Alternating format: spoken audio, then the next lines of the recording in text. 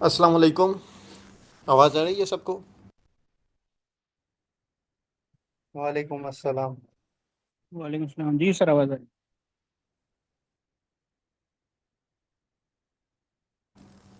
बिस्मिल्लाहिर्रहमानिर्रहीम एंड अस्सलाम वालेकुम।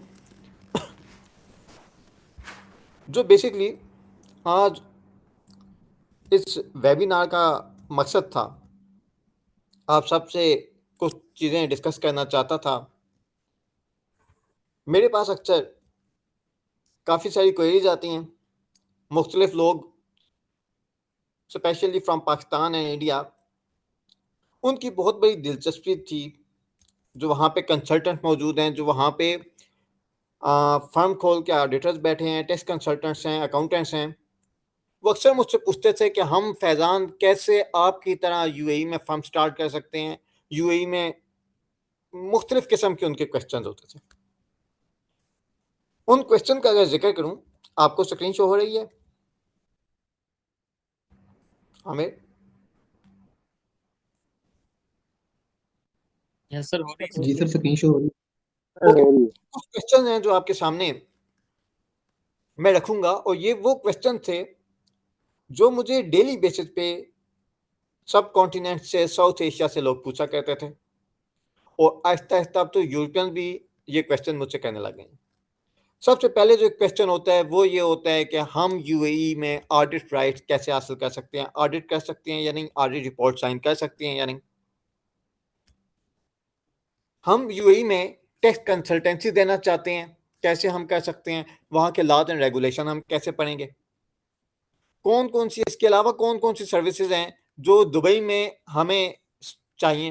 मिसाल के तौर पे अक्सर कहते हैं कि हम पाकिस्तानी या इंडियन मार्केट में अब मजीद पोटेंशियल नहीं है, हमने ग्रैब कर लिया अपना शेयर। हम कैसे, अब कौन कौन सी सर्विसेज दुबई में अगर हम फर्म स्टार्ट करेंगे तो अवेल कर सकते हैं। इसके अलावा जिस वेबिनार का एक बड़ा इंपॉर्टेंट मकसद है वो उन फ्रेंड्स के लिए है जो पाकिस्तान या इंडिया में तो प्रैक्टिस कर रहे हैं या फ्रीलांसिंग कर रहे हैं, लेकिन इधर कंसल्टेंसी फर्म इस्टेब्लिश करते हुए उनको एक खौफ है कि यूएई में एक नया एनवायरनमेंट है जिसमें वो सिर्फ विजिट पे आए होंगे, इससे पहले वो कभी रहे नहीं है, वो लोगों को जानते नहीं है, उनके कॉन्टेक्ट नहीं है यूएई में। वो अक्सर ये सोचते हैं कि दुबई महंगा भी है, it's multiple times expensive than Pakistan and India. तो एक खौफ है उनके दिलों में कि हम इतना बड़ा रिस्क कैसे लाएं। और स्पेशली जो हमारी बहुत सारी पाकिस्तान और इंडिया में फंड मौजूद हैं, they are working as back office,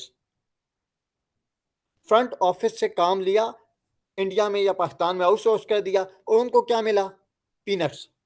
तो जो पाकिस्तान में या इंडियन में फंड मौजूद हैं वो बड़ी डिसहार्ट होती हैं कि हम चूंकि फ्रंट ऑफिस नहीं है तो हमें बड़े कम पैसे मिल रहे हैं, हम फ्रंट ऑफिस क्यों नहीं बन सकते। उनको डर होता है कि हमें उसकी मार्केट का नहीं पता, हमें नहीं पता वहाँ पे काम कैसे होता है, हम वहाँ पे कैसे इन्वेस्टमेंट कर दें इतनी। हम बेसिकली जो इस वेबिनार में चीज़, इसका मकसद है आप लोगों को तैयार करना कि आप बैक ऑफिस के बजाय फ्रंट ऑफिस बन जाएं। बेसिकली इन तमाम क्वेश्चन को आंसर करने के लिए कि यूएई में आप अपनी सर्विसेज कैसे कर सकते हैं, आप अपनी कंसल्टेंसी को यूएई में कैसे एक्सटेंड कर सकते हैं, और अगर पाकिस्तान इंडिया में जो बैठा हुआ हमारा एक फ्रीलांसर बंदा है, फ्रीलांसर वाले भाई हैं, वो फ्रीलांसर बहुत कम पैसों में काम कर रहा होता है, ऑल तो वो बड़ा खुश होता है बाज़ औक़ात पाकिस्तान या इंडिया के हिसाब से उस आमदन पे, बट ओवरऑल वो इनकम अगर यूएई के लिहाज से देखी जाए तो कुछ भी नहीं है, बहुत थोड़े पैसे होते हैं। तो ये अक्सर वो सोचते हैं कि मैं फ्रंट ऑफिस क्यों नहीं बन सकता, मैं दुबई वाली इनकम क्यों नहीं कमा सकता। तो बेसिकली ये जो तमाम पाकिस्तान में, इंडिया में बैठे हुए फ्रीलांसर्स हैं या वो कंसल्टेंट्स हैं जो अब यूएई में, गल्फ में अपनी कंसल्टेंसी एक्सटेंड करना चाहते हैं, ये उनको हेल्प आउट करेगा। इसमें मैं इन तमाम चीज़ों का आपको आंसर करूंगा और आपको हेल्प आउट करूंगा इंशाल्लाह ताला इस सबको अंडरस्टैंड करने में। इन तमाम क्वेश्चन को आंसर करने के लिए institute of corporate and taxation ने और एचफोर्ड मैनेजमेंट कंसल्टेंट ने, एचफोर्ड मैनेजमेंट कंसल्टेंट्स मेरी यूएई में फर्म है, इसका मैं थोड़ा सा आपको इंट्रोडक्शन करवाता हूँ। दोनों ने मिलके एक जॉइंट प्रोजेक्ट लॉन्च किया कि हम अपनी साउथ एशियंस को, एशियन के लोगों को, साउथ एशिया के लोगों को, पाकिस्तान पाकिस्तान इंडिया सब कॉन्टिनेंट के लोगों को हेल्प आउट करें कि वो यूएई में प्रैक्टिस कर सकें, अपना काम स्टार्ट कर सकें। और उनका जो रिस्क है, अगर वो यूएई में डायरेक्टली फर्म खोलने का सोच रहे हैं, इन्वेस्ट करने का सोच रहे हैं, तो उनका रिस्क कम किया जाए, उनकी इन्वेस्टमेंट कम से कम की जाए और उनको यूएई और गल्फ की मार्केट के लिए तैयार किया जाए। Institute of corporate and taxation और Ashford management consultant, institute of corporate and taxation basically Pakistan का, बल्कि पूरे साउथ एशिया का सबसे बड़ा इंस्टीट्यूट है जो मुख्तलिफ मुल्कों की टैक्सेशन में हेल्प आउट करता है। ये आपने पाकिस्तान में, इंडिया में या कहीं पे भी बैठ के अगर आपने पाकिस्तान का टैक्स सीखना है, इंडिया का टैक्स सीखना है, कनाडा का टैक्स सीखना है, यूएसए का टैक्स सीखना है, यूके का टैक्स सीखना है, ऑस्ट्रेलिया का टैक्स सीखना है, पूरे साउथ एशिया में शायद ऐसा और कोई इंस्टीट्यूट नहीं होगा जो आपको उर्दू और हिंदी लैंग्वेज में इतने सारे ममालिक का कोर्स सिखा रहा होगा।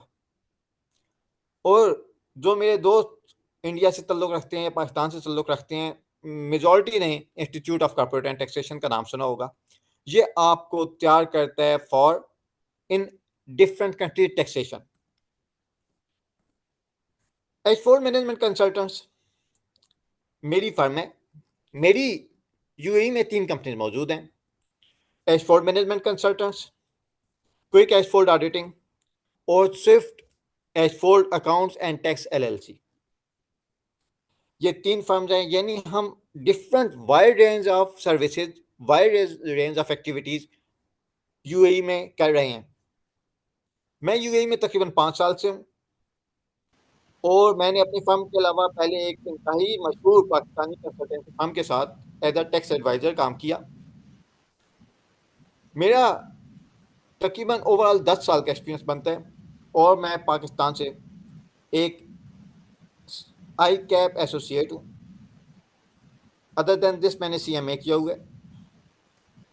तकरीबन 5 साल से मैं यूएई में सर्विसेज दे रहा हूँ।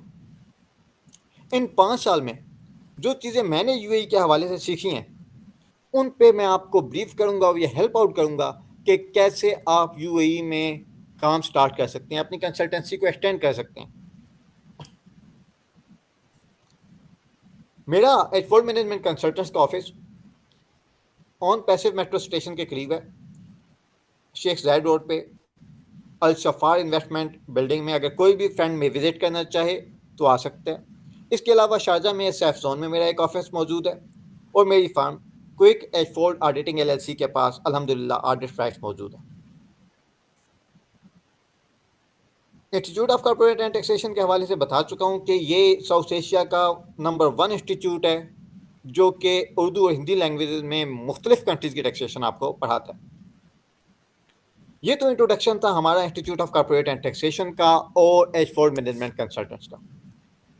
लेकिन यहाँ पर मैं अपनी सर्विसेज मार्केट करने के लिए नहीं आया। मैं मार्केटिंग अपनी सर्विसेज की नहीं कर रहा। इस काम के लिए मेरे पास प्लेटफॉर्म मौजूद है। ये इंट्रोडक्शन था सिर्फ आपको बताने के लिए कि who I am to explain you this all. मेरे पास जो मार्केटिंग है वो हम यूएई में कैसे करते हैं और यूएई के क्लाइंट्स मुझे कैसे मिलते हैं, इस पे हम आगे चल के थोड़ी सी डिस्कशन करेंगे। इस पे मैं आपको ब्रीफ करूंगा। अच्छा, सबसे पहले मैं यूएई के हवाले से बता दूं, क्योंकि हमारे बहुत सारे फ्रेंड वो अक्सर सोच रहे होते हैं कि यूएई में प्रैक्टिस करनी है या गल्फ दुबई में करनी है, उनको इन चीज़ों का आइडिया ही नहीं है। उनको ये नहीं पता कि यूएई की 7 स्टेट्स कौन सी हैं। सबसे पहले आपने जिस मुल्क में सर्विसेज देनी है, जिस मुल्क को टारगेट करना है, उस मुल्क के हवाले से आपके पास मुकम्मल इंफॉर्मेशन होनी चाहिए। कम से कम आप उसका स्ट्रक्चर पता हो। अगर आपको यही नहीं पता कि यूनाइटेड अरब एमिरेट्स है क्या, इसका कैपिटल कौन है, इसकी स्टेट्स कौन कौन सी हैं, आप वहाँ पे सर्विसेज नहीं दे सकते। आपको अक्सर क्लाइंट से गुफ्तगू करते हुए, कन्वर्सेशन करते हुए आपको बड़ी एम्बेरसमेंट का सामना करना पड़ेगा अगर आपको नहीं पता अजमान क्या है, रासल खैमा क्या है, फुजैरा क्या है, उम्मुल क्वीन क्या है। यूएई की 7 स्टेट्स, ये 7 ममालिक का इत्तेहाद है जिन्होंने 1971 में इत्तेहाद किया था।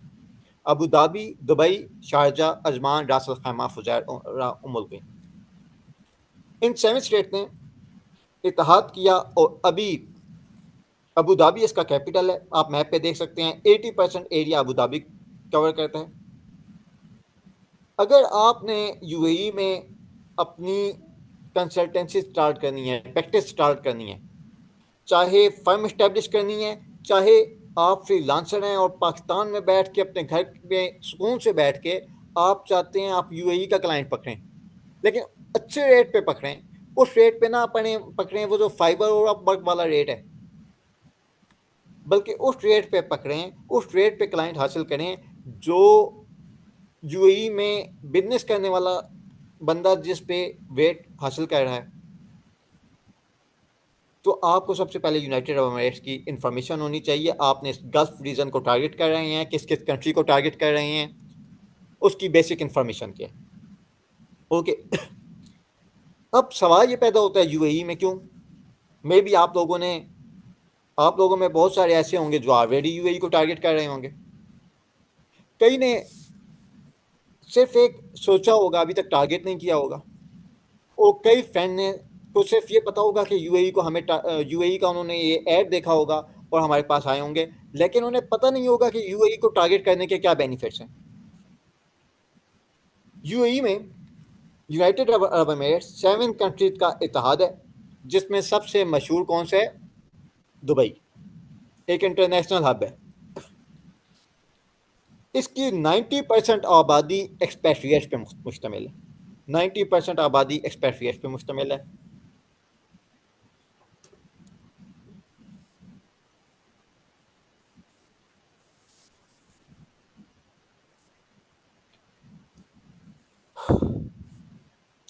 अच्छा, यहाँ पे मैंने एक दावा किया आपके सामने, आपको कहा कि आप इस तरह से अपनी अर्निंग 20 टाइम इंक्रीज करेंगे।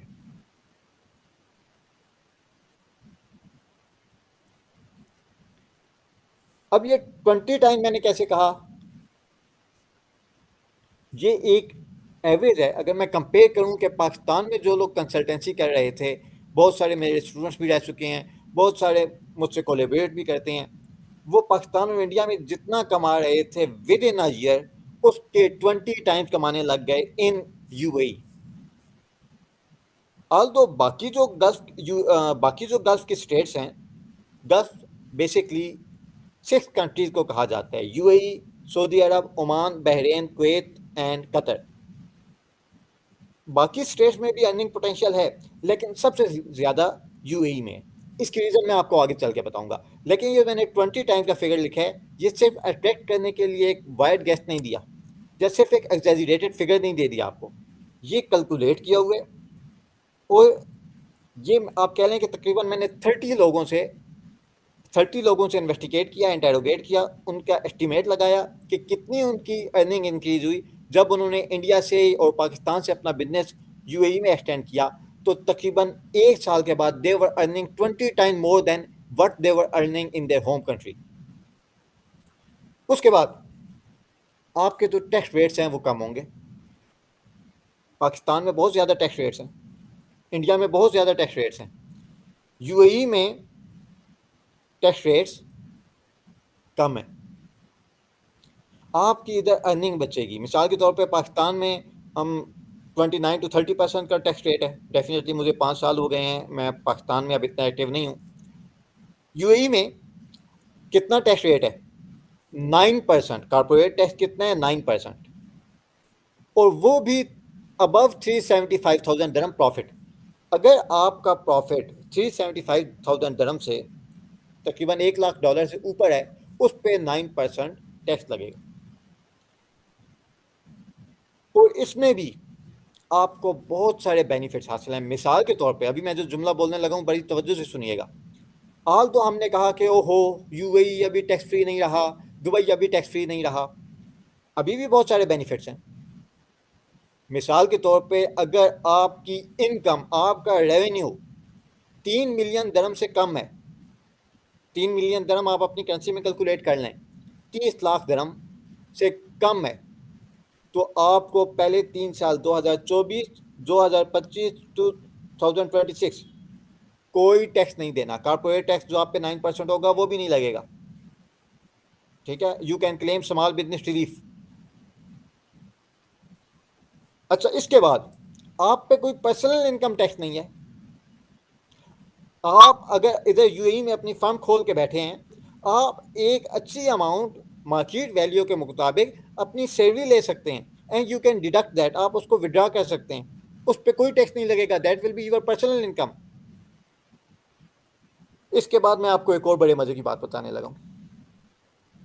अगर आप यूएई में अपने नाम पे कोई प्रॉपर्टी ले लेते हैं, रियल एस्टेट ले लेते हैं, उसे रेंट आउट कर देते हैं, उस पर कोई पर्सनल टैक्स नहीं, उस पर कोई इनकम टैक्स नहीं है, कोई कॉर्पोरेट टैक्स नहीं। अभी भी रियल एस्टेट का जो शोबा है, वो अगर आपने अपने नाम पे कोई प्रॉपर्टी ली हुई है, चाहे जितनी भी ली हुई है, उन पे कोई कॉर्पोरेट टैक्स अल्हम्दुलिल्लाह नहीं है। उसके बाद जो आपको एक और बड़ा बेनिफिट है वो ये है कि ये एक ग्लोबल हब है। यहाँ पे लोग पाकिस्तान इंडिया से नहीं आते। मिसाल के तौर पे मैं आपसे एक बात करूँ, अगर मैं अपनी लास्ट 10 कंपनी देखूँ जो मैंने यूएई में सेटअप की हैं, उनमें से 9 यूरोपियन की थी, एक पाकिस्तानी की थी। उसकी वजह यह है कि यूरोप में टैक्सेस बहुत ज़्यादा हैं। हर यूरोपियन सोचता है कि यार मैं किस तरीके से अपना बिजनेस यूएई में अगर कंपनी खोल लूँ तो मैं टैक्स बचा सकूँगा। तो अब ये एक ऐसा ग्लोबल हब है। अब मैं बैठा हुआ दुबई में हूँ, मेरे पास क्लाइंट पाकिस्तान से भी आते हैं, इंडिया से भी आते हैं, अमेरिका से भी आते हैं, यूरोपियन भी आते हैं, ऑस्ट्रेलिया से भी आते हैं, हर तरफ हर जगह के लोग आते हैं और इधर आके मैं उनसे मिलता हूँ। आप अपने होम कंट्री में बैठ के इतनी वाइड वैरायटी ऑफ कंट्रीज को टारगेट नहीं कर सकते। ये खूबी है यूएई की कि आप चाहे सेम स्किल लेवल भी है, लेकिन आप यूएई में जिन लोगों से मिल सकते हैं, यहाँ से जिस तरह से लोगों को टारगेट कर सकते हैं, वैसे होम कंट्री में बैठ कर नहीं कर सकते। और बगैर यूरोप गए आपको वहाँ पे जाना भी नहीं पड़ता, जहाँ पे एंट्री इतनी मुश्किल है। और ये एक ब्लूमिंग मार्केट है। क्यों ब्लूमिंग है? इसमें कॉर्पोरेट टैक्स रिसेंटली इंट्रोड्यूस हुए। अभी तक यूएई कॉर्पोरेट टैक्स की कितनी रिटर्न फाइल हुई हैं पता है आपको? एक भी नहीं। अभी तक कॉर्पोरेट टैक्स की कोई रिटर्न फाइल नहीं हुई। यहाँ पे एक गोल्डन चांस है, जितने मार्केट में पेनिट्रेट करना है इसी स्टेज पे किया जा सकता है। तो एक गोल्डन पीरियड है। यूएई एक ऐसी जगह है जहाँ पे अभी लोग मार्केट को कैप्चर करने के लिए आ रहे हैं, जहाँ पे इतनी बड़ी तादाद में billion and billions of dollars के बिजनेसेस हैं। वहाँ पे हर कंपनी ने कॉर्पोरेट टैक्स की रजिस्ट्रेशन करवानी है, हर किसी ने कॉर्पोरेट टैक्स की रिटर्न फाइल करनी है।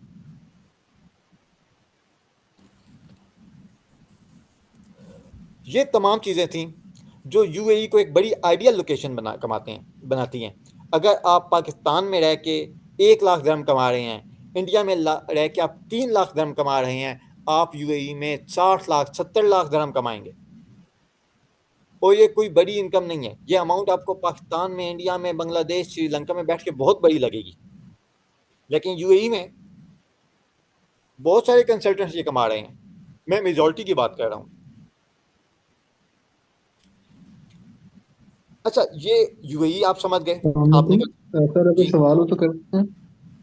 जी सैफुल्ला पूछ रहे हैं, लेकिन बाकी क्वेश्चन जी हम बाद में। आपने जो ठीक। जी 30 लाख वाली बात आपने की है, इसमें यानी ये बता दें कि 30 लाख एक स्टार्टअप के तौर पे पहला रेवेन्यू, पहली रिटर्न में पहले साल में 30 लाख तक आएगा, तब कुछ नहीं है, या फिर हर साल में अगर 30 लाख तक की वो स्लैब में आता है तो उस पर टैक्स नहीं होगा, या मतलब ये पहली देखिए दफा हो गया तो ये फिर?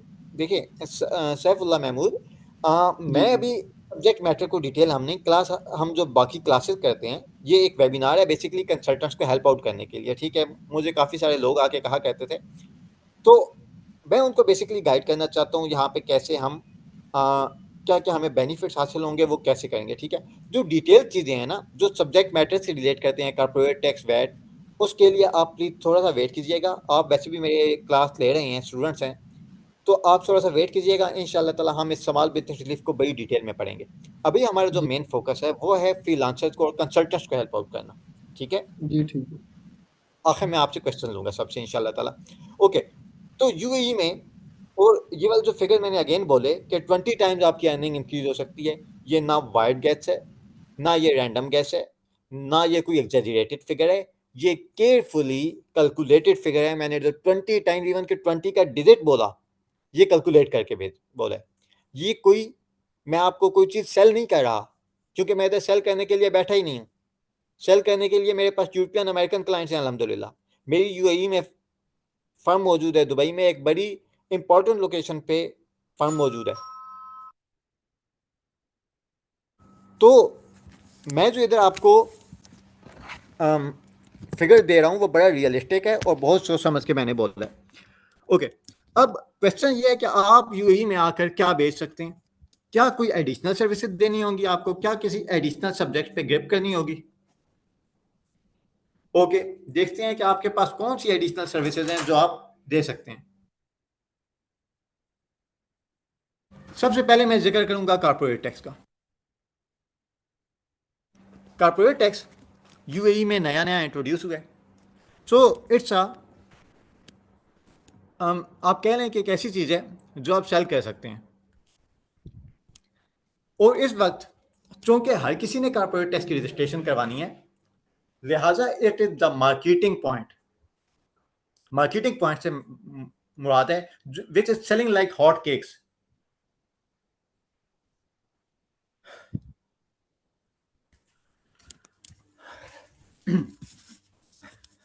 ओके, सबसे पहले मेरी एक रिक्वेस्ट है कि आप सब अपने क्वेश्चन अगर किसी के हैं बेशक टाइप कर दें, मैं इन तमाम को एड्रेस करूंगा but at the end of this webinar. ठीक है, इसको बिल्कुल वेबिनार के आखिर में हम अपनी इस गैदरिंग के आखिर में आप सबसे क्वेश्चन आंसर लूंगा। ठीक है, सर्विसेज जो आप यूएई में प्रोवाइड कर सकते हैं, सबसे इंपॉर्टेंट कॉर्पोरेट टैक्स है और उसके बाद वैल्यू एडेड टैक्स है। अच्छा, अब सवाल क्या है? सवाल ये आप कहें कि यार मुझे तो यूएई के कॉर्पोरेट टैक्स की अलिफ बे नहीं पता, मुझे तो पता ही नहीं है, इसकी एबीसी नहीं पता वैट की क्या होती है। मैंने तो पाकिस्तान का टैक्स पढ़ा है, मैंने तो इंडिया का टैक्स पढ़ा है। Okay, not a big deal. जो टैक्स है उसकी बेसिक सेम है, पॉइंट नंबर 1। पॉइंट नंबर 2, जो बंदा भी पाकिस्तान में या इंडिया में टैक्सेशन की सर्विसेज दे रहा है, उसके लिए थोड़ा सा पढ़ के सब्जेक्ट मैटर पे ग्रिप बना लेना कोई मुश्किल काम नहीं है। ठीक है, कहीं ना कहीं किसी ना किसी तरीके से टैक्स इंटरकनेक्टेड है, इंटर रिलेटेड है, सबकी बेसिस सेम है। यहां पे भी इनपुट वैट आउटपुट वैट का कॉन्सेप्ट मौजूद है। और इस पे आप सब्जेक्ट मैटर पे ग्रिप कैसे बना सकते हैं? Definitely it's not a big issue. UAE का टैक्स बड़ा छोटा है, यहाँ पे इसको पढ़ना, इसको स्किल सीख लेना इट्स नॉट डिफिकल्ट। इसके बाद company setup services. Company setup services ये आपने चाहे अपने मुल्क में होम कंट्री में आपने कभी ना दी हो, आप सिर्फ अकाउंट्स और टैक्स के बंदे रहे हो, यूएई में आपने कंपनी सेटअप की सर्विसेज जरूर देनी है। क्यों देनी है? उसकी वजह यह है कि जो यूरोपियन क्लाइंट आता है वो टैक्स से बचने के लिए पहले यहाँ पे कंपनी सेटअप करवाता है। आप सब अगर प्रोफेशनल्स हैं, आपको पता होगा कि एक कॉन्सेप्ट टैक्स रेजिडेंसी का मौजूद है कि जहां पे कंपनी इनकॉर्पोरेट होगी वहां की टैक्स रेजिडेंट होगी। तो यूरोपियन यहाँ पे कंपनी इनकॉर्पोरेट करवाते हैं और कंपनी सेटअप, जो इधर कंपनी सेटअप करता है वो आपसे अकाउंटेंसी भी ले लेता है, आपसे टैक्सेशन भी ले लेता है। This is your core product, can be your core product. उसके बाद एक्साइज टैक्स, यूएई में एक्साइज टैक्स मौजूद है, इस पे आप देख लें, एक बड़ा इंडस्ट्री स्पेसिफिक टैक्स है। उसके बाद एंटी मनी लॉन्ड्रिंग, ईएमएल पे मैं आपको एक बात बताता हूं। ईएमएल यूएई की रियल एस्टेट बड़ी एक it is being selling like gold. ठीक है, हर रियल एस्टेट कंपनी ने ईएमएल की सर्विसेज लेनी है, हर प्रीशियस मेटल वाली कंपनी ने ईएमएल की सर्विसेज लेनी है। और एंटी मनी लॉन्ड्रिंग यूएई की एक लुक्रेटिव सर्विस है जिसकी वैल्यू बहुत ज्यादा है। इसके बाद economic substance regulation, ESR regulation, ये आपके क्लाइंट को फाइल करनी होती है। डेफिनेटली इसको हम डिटेल में अपने कोर्सेज में इंट्रोड्यूस करवाते हैं कि ये क्या होती है। इन कंट्री वैल्यू, आईसीवी, ये बेसिकली एक बड़ा सा छोटा सा काम है, एक ऐसा काम है जो आप 2 दिन में बैठ के सीख सकते हैं। और ये इन कंट्री वैल्यू बेसिकली एक प्रोसेस इंट्रोड्यूस करवाया गया है ये कैलकुलेट करने के लिए कि कोई बंदा यूएई की इकोनॉमी में कितना कंट्रीब्यूट कर रहा है। ठीक है, आईसीवी की सर्विसेज। अगर आपने यूएई में एज अ फ्रीलांसर या एज अ फर्म एस्टेब्लिश होना है तो आपको आईसीवी की सर्विसेज भी साथ प्रोवाइड करनी होंगी इन कंट्री वैल्यू की। उसके बाद आईएफआरएस इंप्लीमेंटेशन, इसके आगे मैंने लिखा हुआ है रिसेंटली बिकम इंपॉर्टेंट। व्हाई? अभी ऐसा क्या हुआ कि आईएफआरएस इंप्लीमेंटेशन इंपॉर्टेंट हो गई है, पहले नहीं थी? उसकी वजह यह है कि कॉर्पोरेट टैक्स इंट्रोड्यूस हुआ है, और कॉर्पोरेट टैक्स में बड़ा क्लियरली लिखा हुआ है जिस कंपनी का रेवेन्यू 50 मिलियन से ऊपर होगा उसने आईएफआरएस पे अकाउंट्स बनाने होंगे। 50 मिलियन दरम क्या कोई बहुत बड़ी अमाउंट है? नहीं, कोई बड़ी अमाउंट नहीं है। आप यूएई में बिजनेस कर रहे हैं, not in any third world country. 50 lakh दरम कोई बड़ी अमाउंट नहीं है। यहाँ पे आईएफआरएस पे अकाउंट बहुत सारी कंपनीज को आप बनाने पड़ेंगे, और इन लोगों को पहले आईएफआरएस की बहुत सारे लोगों को एबीसी नहीं पता होती थी। और इसके बाद ऑडिटिंग सर्विसेज, ये क्यों इमर्ज हुई? अगेन बिकॉज जो भी कंपनी आईएफआरएस पे अकाउंट्स बनाएगी 50 मिलियन दरम से ऊपर का रेवेन्यू होगा उसने आप ऑडिट लाजमी करवाना होगा। ठीक है, तो देखें ये अभी अभी कौन कौन सी चीजें इंट्रोड्यूस हुई हैं। कॉर्पोरेट टैक्स अभी इंट्रोड्यूस हुआ है, आईएफआरएस अभी आप कह लें कि इंपॉर्टेंट हुए हैं, ऑडिटिंग की इंडस्ट्री अभी इमर्ज करेगी, anti money laundering recently FAT वगैरह के कुछ इश्यूज चल रहे थे, उसके बाद से ये चीज इंपॉर्टेंट हुई। अभी अगर मैं इस लिस्ट में जो आपको नजर आ रही है, सबसे पहले कॉर्पोरेट टैक्स है, ये एक रिसेंटली ब्लूमिंग इंडस्ट्री है। कॉर्पोरेट टैक्स अभी इंट्रोड्यूस हुआ, एंटी मनी लॉन्ड्रिंग अभी अभी इंट्रोड्यूस हुई, आईएफआरएस इंप्लीमेंटेशन अभी अभी एक्टिव हुई, ऑडिटिंग सर्विसेज अभी अभी ज्यादा आप कह लें कि मार्केट में फ्लोरिश की है। तो इस स्टेप पे आप देखें कि 4 सर्विसेज ऐसी हैं जो इंतहाई इंपॉर्टेंट है और वो अभी अभी मार्केट में इंट्रोड्यूस हुई हैं। ओके, तो आपके लिए गोल्डन पीरियड है मार्केट में पेनिट्रेट करने का। अब ये तो आपके पास सर्विसेज थी। अब इधर आ जाते हैं हम अपने उस टॉपिक पे। ये तो मैंने आपको बता दिया आपने क्या क्या सीखना है, कहां से सीखना है, किस तरह से सीखना है, लेकिन अब हम उस क्वेश्चन पे आ जाते हैं जो बहुत सारे स्टूडेंट्स के थे, बहुत सारे पार्टिसिपेंट्स के थे, बहुत सारे कंसल्टेंट्स के थे, फ्रीलांसर्स के थे, जो इनिशियली बताए गए थे कि यार मैं तो पाकिस्तान में बैठा हूं, मैं तो वो इंडिया में बैठा हूं, मैं तो इतना रिस्क नहीं ले सकता कि मैं दुबई में इतनी पैसे लगा के फर्म एस्टेब्लिश कर लूं। ठीक है, मुझे तो पता ही नहीं है उसकी मार्केट का, मैं जाते साथ कैसी फर्म एस्टेब्लिश कर लूं। हम इन दोनों चीजों को देखते हैं। आप बेसिकली 2 तरह से सर्विसेज प्रोवाइड कर सकते हैं, या तो अपनी फर्म बनाएंगे या आप एज अ फ्रीलांसर आपकी कोशिश होगी कि अपने घर में बैठ के, अपने रूम में सुकून से बैठ के मैं यूएई के क्लाइंट अच्छे रेट पे पकड़ रहा हूं। हम इन दोनों को देखते हैं हम कैसे यूज कर सकते हैं। सबसे पहले देखते हैं कंसल्टेंसी फर्म एस्टेब्लिश करना। ओके, कितना खर्चा आता है? ये आता है तकरीबन 15,000 दरम से लेकर 35,000 दरम तक। इसकी कॉस्ट डिपेंड करती है वेरियस फैक्टर पे। पाकिस्तान में बात करूं तो ये तकरीबन आप कह लें कि 12 लाख रुपए से लेके 30 लाख रुपए तक का खर्च है, जो यहाँ पे सिर्फ ट्रेड लाइसेंस का है और वीजे का है। मे भी आप लोग कहें कि बहुत ज्यादा है यार, ये तो परेशान हो जाएं कि कैसे 12 लाख से 30 लाख का खर्चा है। या अब इंडिया में भी अगर इंडियन के लिहाज से देखें तो भी 15,000 दरम टू 35,000 दरम is a good amount for a lot of people. कोई बात नहीं है, परेशान नहीं होना, बहुत सारे सोल्यूशन मौजूद हैं। अब क्या करना है? यहाँ लगाओ, तो से लगाओ।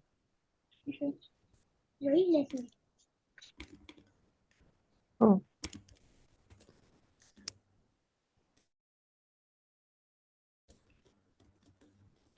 हम इसमें देखते हैं कि अगर हमने फर्म एस्टेब्लिश करनी है तो इतने पैसे लगाने। Okay, no worries, we have a solution. मैं आपको एक सोल्यूशन बताऊंगा जिसके बाद आपको इतने ज्यादा पैसे नहीं लगाने पड़ेंगे। वो सोल्यूशन क्या है, हम आते हैं उस पर। लेकिन इधर से जाने से, आगे बढ़ने से पहले मैं 2 और चीजों को एड्रेस करूंगा। ये है क्वालिफिकेशन के हवाले से क्वेश्चन कि ठीक है, अगर आपके पास पैसे हैं भी, आप समझते हैं आपके लिए 35,000 दरम 40,000 दरम लगा देना, it's not a big deal, you are ready to set up your company in UAE. Question is, आगे क्या कोई क्वालिफिकेशन रिक्वायरमेंट है? ओके, मैं आपको एक बात बताता हूं, बहुत तवज्जो से सुनिएगा प्लीज। अगर आपने टेस्ट कंसल्टेंसी देनी है अगर आपने अकाउंटिंग की सर्विसेज देनी है, किसी को ICV की सर्विसेज देनी है, किसी को ESR की सर्विसेज देनी है, कोई भी लाइसेंस, आपको सिर्फ ट्रेड लाइसेंस चाहिए जो आपने पैसे दे के लेना है। और ट्रेड लाइसेंस के लिए क्या चाहिए? आपके पास पासपोर्ट होना चाहिए, आपकी पिक्चर होनी चाहिए, बस, और कुछ भी नहीं। कोई आपसे नहीं कहेगा फलां डिग्री ले आओ, फलां डिग्री ले आओ, फलां डिग्री ले आओ, नहीं। You can start your own accountancy and consultancy firm, ठीक है। Oh it's simple, super easy. लेकिन कहां पे हम थोड़ा सा आगे बढ़ते हैं, अगर मिसाल के तौर पे ऑडिट, आप कहते हैं मैंने ऑडिट रिपोर्ट साइन करनी है, आप कहते हैं मैंने अपने क्लाइंट को किसी टैक्स ट्राइब्यूनल के सामने रिप्रेजेंट करना है, हाँ, फिर प्रॉब्लम्स आएंगे। उसको हम थोड़ा फर्दर देखते हैं कि वहां पे क्या क्वालिफिकेशन चाहिए होगी और उसका सोल्यूशन क्या है। वहां पे लोग कैसे करते हैं, क्योंकि वह चीजें आपके लिए एक शू ब्रेकर लग रही होती हैं। ऐसे आपको लग रहा होता है कि यार मैं तो वहां का टैक्स एजेंट नहीं हूं, मैं तो वहां पे ऑडिट रिपोर्ट साइन नहीं कर सकता, मेरा काम, मैं तो काम ही नहीं कर सकता। नहीं, ऐसा नहीं है। मैं आपको एक बात बताने लगा हूं कि 98% लोग जो UAE की मार्केट में बिजनेस कर रहे हैं, फर्म खोल के बैठे हैं, जो UAE की मार्केट में क्लाइंट्स पकड़ रहे हैं, उनमें से 98% ने सिर्फ ये पहले वाला काम किया हुआ है जो आपको स्क्रीन पे नजर आ रहा है। उन्होंने 15,000 dirham से 35,000 dirham का ट्रेड लाइसेंस लिया है और काम शुरू कर दिया। उनके पास ये राइट नॉर्मली नहीं है कि वो ऑडिट रिपोर्ट साइन कर सकें या टैक्स ट्राइब्यूनल के सामने रिप्रेजेंट कर सकें अपने क्लाइंट को। तो इसका उन्होंने क्या सोल्यूशन ढूंढा हुआ है, आए देखते हैं। हम सबसे पहले पढ़ते हैं कि होता क्या है।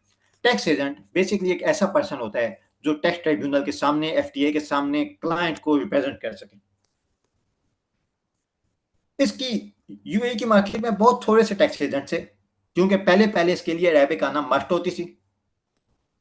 इसकी डिफरेंट रिक्वायरमेंट्स हैं। और इसके बाद तवज्जो से सुनिएगा प्लीज, टैक्स एजेंट बनने के लिए आपको PwC से एक टेस्ट देना पड़ता है बाकायदा, जिसके राइट सिर्फ प्राइस वाटर कूपर के पास है। एक ऑर्गेनाइजेशन है, अच्छी बड़ी फर्म में आती है, बिग 4 में, PwC। वहां से आपको टेस्ट देना पड़ता है। इस टेस्ट से पहले आपको बाकायदा तैयारी करनी पड़ती है, और इस सब के ऊपर जो आपका खर्चा आता है, कॉर्पोरेट टैक्स के लिए टैक्स एजेंट अलग होता है, वैट के लिए अलग होता है। ये टोटल 20 to 25,000 dirham का इसका सेपरेट लाइसेंस है। टैक्स एजेंट बनने के लिए आपका तकरीबन 20-25,000 dirham की इन्वेस्टमेंट है। ओके, सबसे पहले आपको पहले वाला काम करना है, यानी एक फर्म ओपन करनी है। अगर आप कहते हैं नहीं, अब मैंने एडिशनल चीज है, टैक्स एजेंसी भी बननी है, तो टैक्स एजेंट बनने के लिए 20 to 25,000 dirham का फर्दर एक्सपेंडिचर है, ठीक है। आप उसकी रिक्वायरमेंट देख लें। आपके पास ग्रेजुएशन होनी चाहिए, और ये ग्रेजुएशन 4 साल वाली होनी चाहिए। कई जगहों पे 2 साल या 3 साल की ग्रेजुएशन होती है, वो नहीं चलेगी, ठीक है। अच्छा, उसके बाद आपका रेलिवेंट एक्सपीरियंस होना चाहिए। उसके बाद आपने टेस्ट देना है PwC से। उसके इस तमाम रिक्वायरमेंट्स को मीट करने के बाद भी 20-25,000 dirham का, ओके, ज्यादा है। इसका क्या सोल्यूशन करें? क्या ये कोई शू ब्रेकर बनेगा? नहीं बनेगा। कैसे नहीं बनेगा, अभी आपको बताता हूं। टैक्स एजेंट बेसिकली FTA के सामने सिर्फ आपको रिप्रेजेंट करता है, लेकिन इसके अलावा जितनी भी कंसल्टेंसी है उसके लिए टैक्स एजेंट की जरूरत नहीं होती। अब होता क्या है, जैसा कि मैंने आपको बताया कि UAE में जो 98% कंसल्टेंट्स हैं उनके पास टैक्स एजेंट नहीं है, they are not tax agents. वो क्या कहते हैं कि उनको खुद पता है कि एक बंदे के लिए एक बंदा कोई एक काम कर सकता है, सारे काम नहीं कर सकता। You can do anything but you can not do everything. जो कोशिश करते हैं ना कि they do everything, they can not do anything, okay. अब देखें, होता यह है कि यहाँ पे चंद एक टैक्स एजेंसीज हैं, चंद लोग हैं वो टैक्स एजेंट हैं। अब मैं अगर अपनी बात करूं कि मेरे 98% केसेस जो मेरे पास आएंगे, एक एग्जांपल दे रहा हूं, मेरे पास 98% केसेस जो आएंगे, मुझे पता है वहां पे मुझे FTA में नहीं जाना। वो ऐसे होंगे कि टैक्स रिटर्न फाइल कर दो, टैक्स की रजिस्ट्रेशन करवा दो, टैक्स रिटर्न फाइल कर दो, टैक्स की एडवाइस दे दो। इस काम के लिए टैक्स एजेंट होने की जरूरत नहीं है। जहां पे टैक्स एजेंट की जरूरत पड़ेगी वहां पे कंपनी ने अपने पैनल पे किसी टैक्स एजेंसी को लिया हुआ है। ठीक है, तो बहुत सारे कंसल्टेंट ने एक टैक्स एजेंट रखा हुआ है अपने पैनल पे। इसके बाद हम आ जाते हैं ऑडिटिंग की तरफ। अच्छा, ऑडिटर की जब मैं बात करने लगा हूं तो मैं सबसे पहले एक बड़ी इंपॉर्टेंट मिसकॉन्सेप्शन को क्लियर कर दूं। मुख्तलिफ प्रोफेशनल बॉडीज अपनी सर्विस को मार्केट करती हैं कि ओहो हमारी फलां क्वालिफिकेशन के पास ऑडिट राइट्स हैं, ACCA के पास ऑडिट राइट्स हैं, CPA के पास ऑडिट राइट्स हैं। Let me tell you very clearly, यहां पर किसी भी इस तरह की क्वालिफिकेशन के पास itself without any additional conditions audit right नहीं है। ये बिल्कुल गलत माइंडसेट डेवलप हुआ है। हर कोई अपनी सर्विसेज को ऐसे कह के मार्केट करता है। हकीकत में आपके पास या तो 4 साल की ग्रेजुएशन होनी चाहिए, तवज्जो से सुनिएगा, या तो आपके पास अकाउंटिंग में 4 साल की ग्रेजुएशन होनी चाहिए और उसके साथ 3 साल का एक्सपीरियंस होना चाहिए, या मास्टर्स होनी चाहिए आपके पास अकाउंटिंग में और 2 साल का ऑडिट एक्सपीरियंस होना चाहिए, या अकाउंटिंग में डॉक्टरेट होनी चाहिए और उसके साथ 1 साल का एक्सपीरियंस होना चाहिए। Graduation in accounting 3 years experience, masters in accounting 2 साल का एक्सपीरियंस, डॉक्टरेट इन अकाउंटिंग 1 साल का एक्सपीरियंस। अच्छा, अब सवाल क्या है? सवाल ये है कि अगर आपके पास सिंपल ग्रेजुएशन है 4 साल की, कोई भी हो, चाहे वो अकाउंटिंग में हो ना हो, कोई फर्क नहीं पड़ता, लेकिन साथ ACCA किया हुआ है, साथ कोई भी सर्टिफिकेशन की हुई है अकाउंटिंग की, फिर नॉर्मल ग्रेजुएशन भी चल जाएगी। 4 साल की नॉर्मल ग्रेजुएशन भी चल जाएगी, चाहे वो आपने आर्ट्स में किया हो। ठीक है, तो अब जो कहते हैं कि जी फलां क्वालिफिकेशन के पास, फलां प्रोफेशनल क्वालिफिकेशन के पास ऑडिट राइट्स हैं, वो तो हर किसी के पास हैं, पाकिस्तानी ICAP के पास भी हैं। ठीक है, आपके पास अगर 4 साल BBA है तो ठीक है, पाकिस्तानी एक्सपीरियंस भी चलेगा। पाकिस्तान में आपका ऑडिटिंग का अगर 3 साल का एक्सपीरियंस है तो ठीक है। तो पाकिस्तानी इवन के if you are ICAP member, if you are CA, तो आप के पास ये राइट है, लेकिन उसके साथ 4 साल की ग्रेजुएशन होनी चाहिए। तो देखें, जो प्रोफेशनल बॉडी आपको मिसलीड करती है ना, कहती है नहीं जी हमारे पास ऑडिट राइट्स हैं, ऑडिट राइट देखें, वो कह रहे हैं कि आपके पास 7 ग्रेजुएशन होनी चाहिए 4 साल की। मुझे जहां तक इल्म है, जितने भी दोस्त CA के हों, ACCA के हों, CMA के हों, CPA के हों, उनमें से ज्यादातर ने 4 साल की ग्रेजुएशन नहीं की होती। ठीक है, उसके बाद आखिरी लाइन पढ़ें, क्या लिखा हुआ है? या तो वो UAE सिटीजन हो, या उसके साथ एक पार्टनरशिप में UAE नेशनल मौजूद हो, या उसके साथ पार्टनरशिप में UAE नेशनल मौजूद हो। अच्छा, अब सवाल क्या है?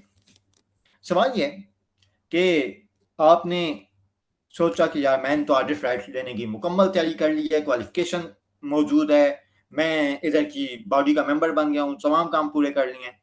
अब भी आपके साथ एक इमाराती नेशनल होना चाहिए और वो इमाराती नेशनल भी ये तमाम कंडीशन मीट करता हो। आप उसके साथ अकेले प्रैक्टिस ना कर रहे हैं, उसके साथ करें। अच्छा, अब होगा क्या?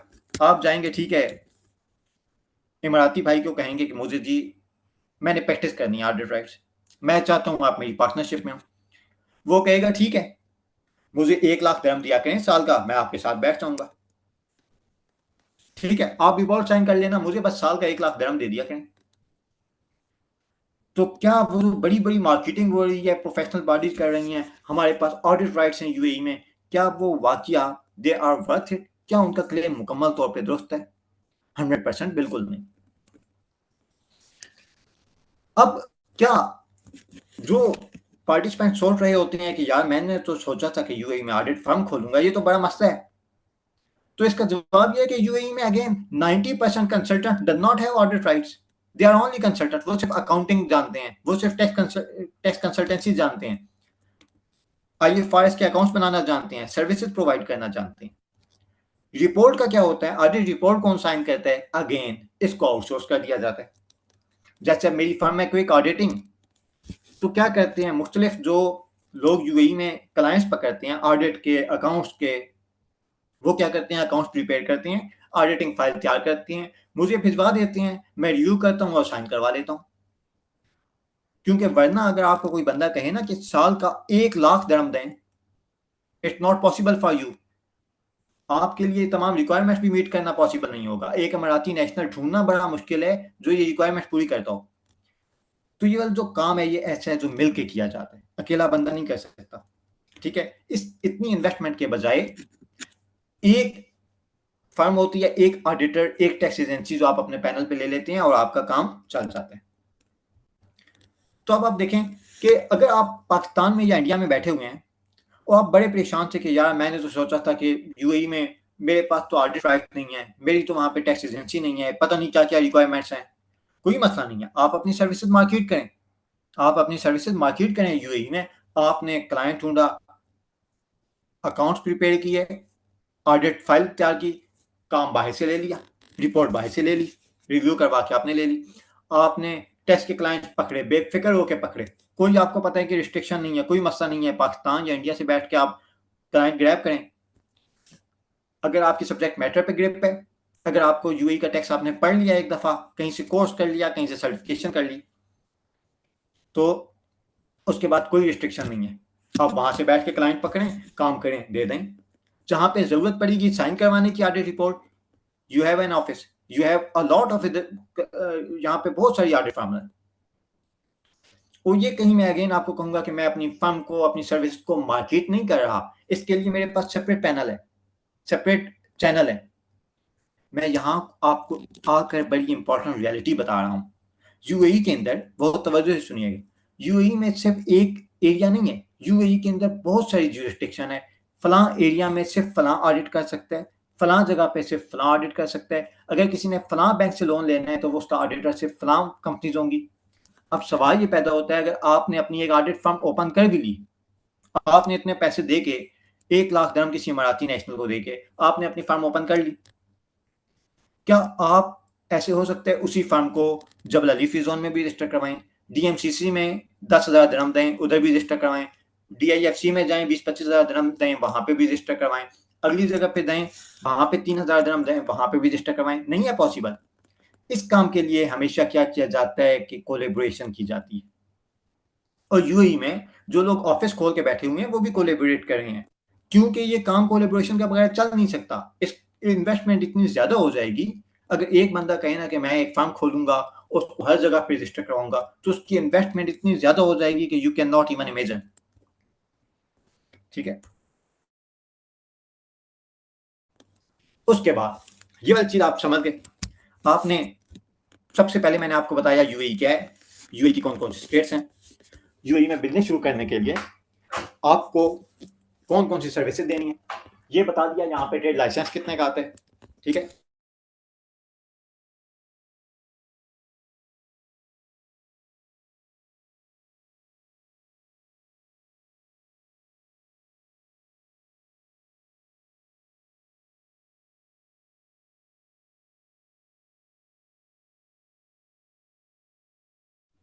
ओके आपकी आवाज नहीं आ रही, ओके सॉरी, आपकी आवाज नहीं आ रही। थोड़ा सा बीच में कर दिया था। ओके, आप ये वाला पॉइंट समझ गए? आवाज आ रही है?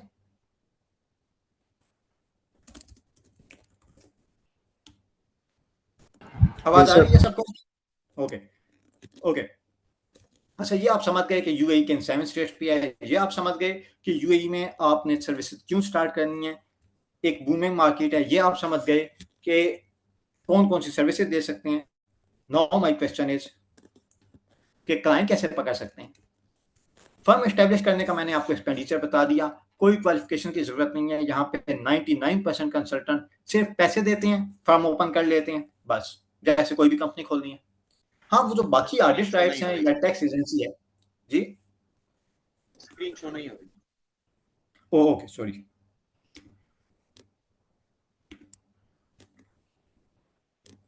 हाँ, जो बाकी रिक्वायरमेंट्स हैं, मिसाल के तौर पे आपने अगर फर्ज करें कि टैक्स एजेंट बनना है या ऑडिट राइट लेने हैं, तो ये तो ऑलरेडी जो जिनकी कंपनी जहाँ पे रजिस्टर्ड है ना, उनमें भी हर किसी के पास नहीं है, बल्कि मेजॉरिटी के पास नहीं है, ना ऑडिट राइट्स हैं ना टैक्स एजेंसी है। तो आपको ये वाली बात समझ आ गई है कि आपने अगर यूएई में फर्म एस्टेब्लिश करनी है तो सिर्फ पैसे चाहिए, और अगर आपने यूएई में फ्रीलांसर बन के कोई क्लाइंट ग्रैब करना है तो ठीक है, ऑडिट का काम आउटसोर्स हो सकता है, टैक्स एजेंसी का काम आउटसोर्स हो सकता है, you can still work as a freelancer. अब क्वेश्चन है कि क्लाइंट कैसे पकड़ने हैं। सबसे पहले सब्जेक्ट मैटर पे आपकी ग्रिप होनी चाहिए, कोई मुश्किल नहीं है बनाना। यूएई का टैक्स मुश्किल नहीं है, यूएई का टैक्स पढ़ा जा सकता है, ठीक है। अपना तो अल्हम्दुलिल्लाह institute of corporate and taxation है ही जो इसको स्पॉन्सर कर रहा है इस वेबिनार को। वहां से भी मुख्तलिफ कंट्रीज के, यूएई का, ऑस्ट्रेलिया का, यूएसए का, यूके का, और बहुत जल्द इंशाल्लाह ताला स्कैंडिनेवियन का कोर्स स्टार्ट करने लगे हैं। गल्फ का कोर्स, गल्फ तो मैं खुद पढ़ाता हूँ, यूएसए, सऊदी अरब वगैरह का, तो ये कोर्स ऑलरेडी करवाए जा रहे हैं। और इधर से पढ़ना कौन सा है, एडिशनल चीज़ें जो हैं वो भी मैं आपको साथ साथ बताता हूँ कि आप कहाँ से मजीद इंफॉर्मेशन ले सकते हैं, कोर्सेज और सर्टिफिकेशन लें, और प्लस डिस्प्ले यूर नॉलेज।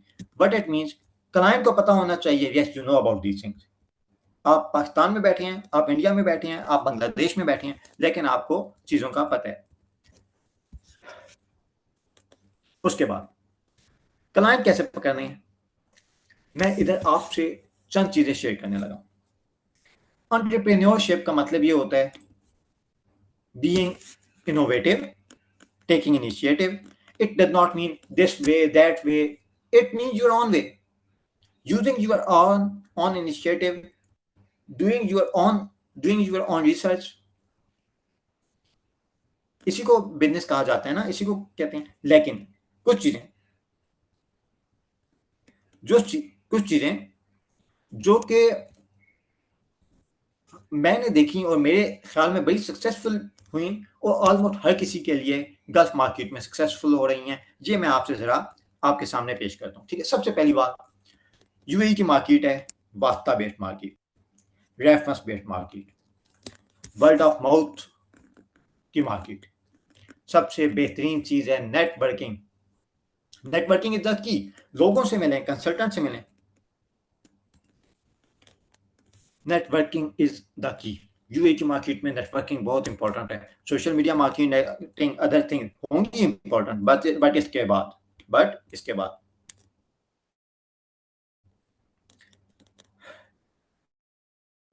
अच्छा, ये एक क्वेश्चन है, हाँ, मैं इनको इधर एड्रेस करना चाहता हूँ कि क्लाइंट्स मिल जाएं लेकिन काम ना आता हो।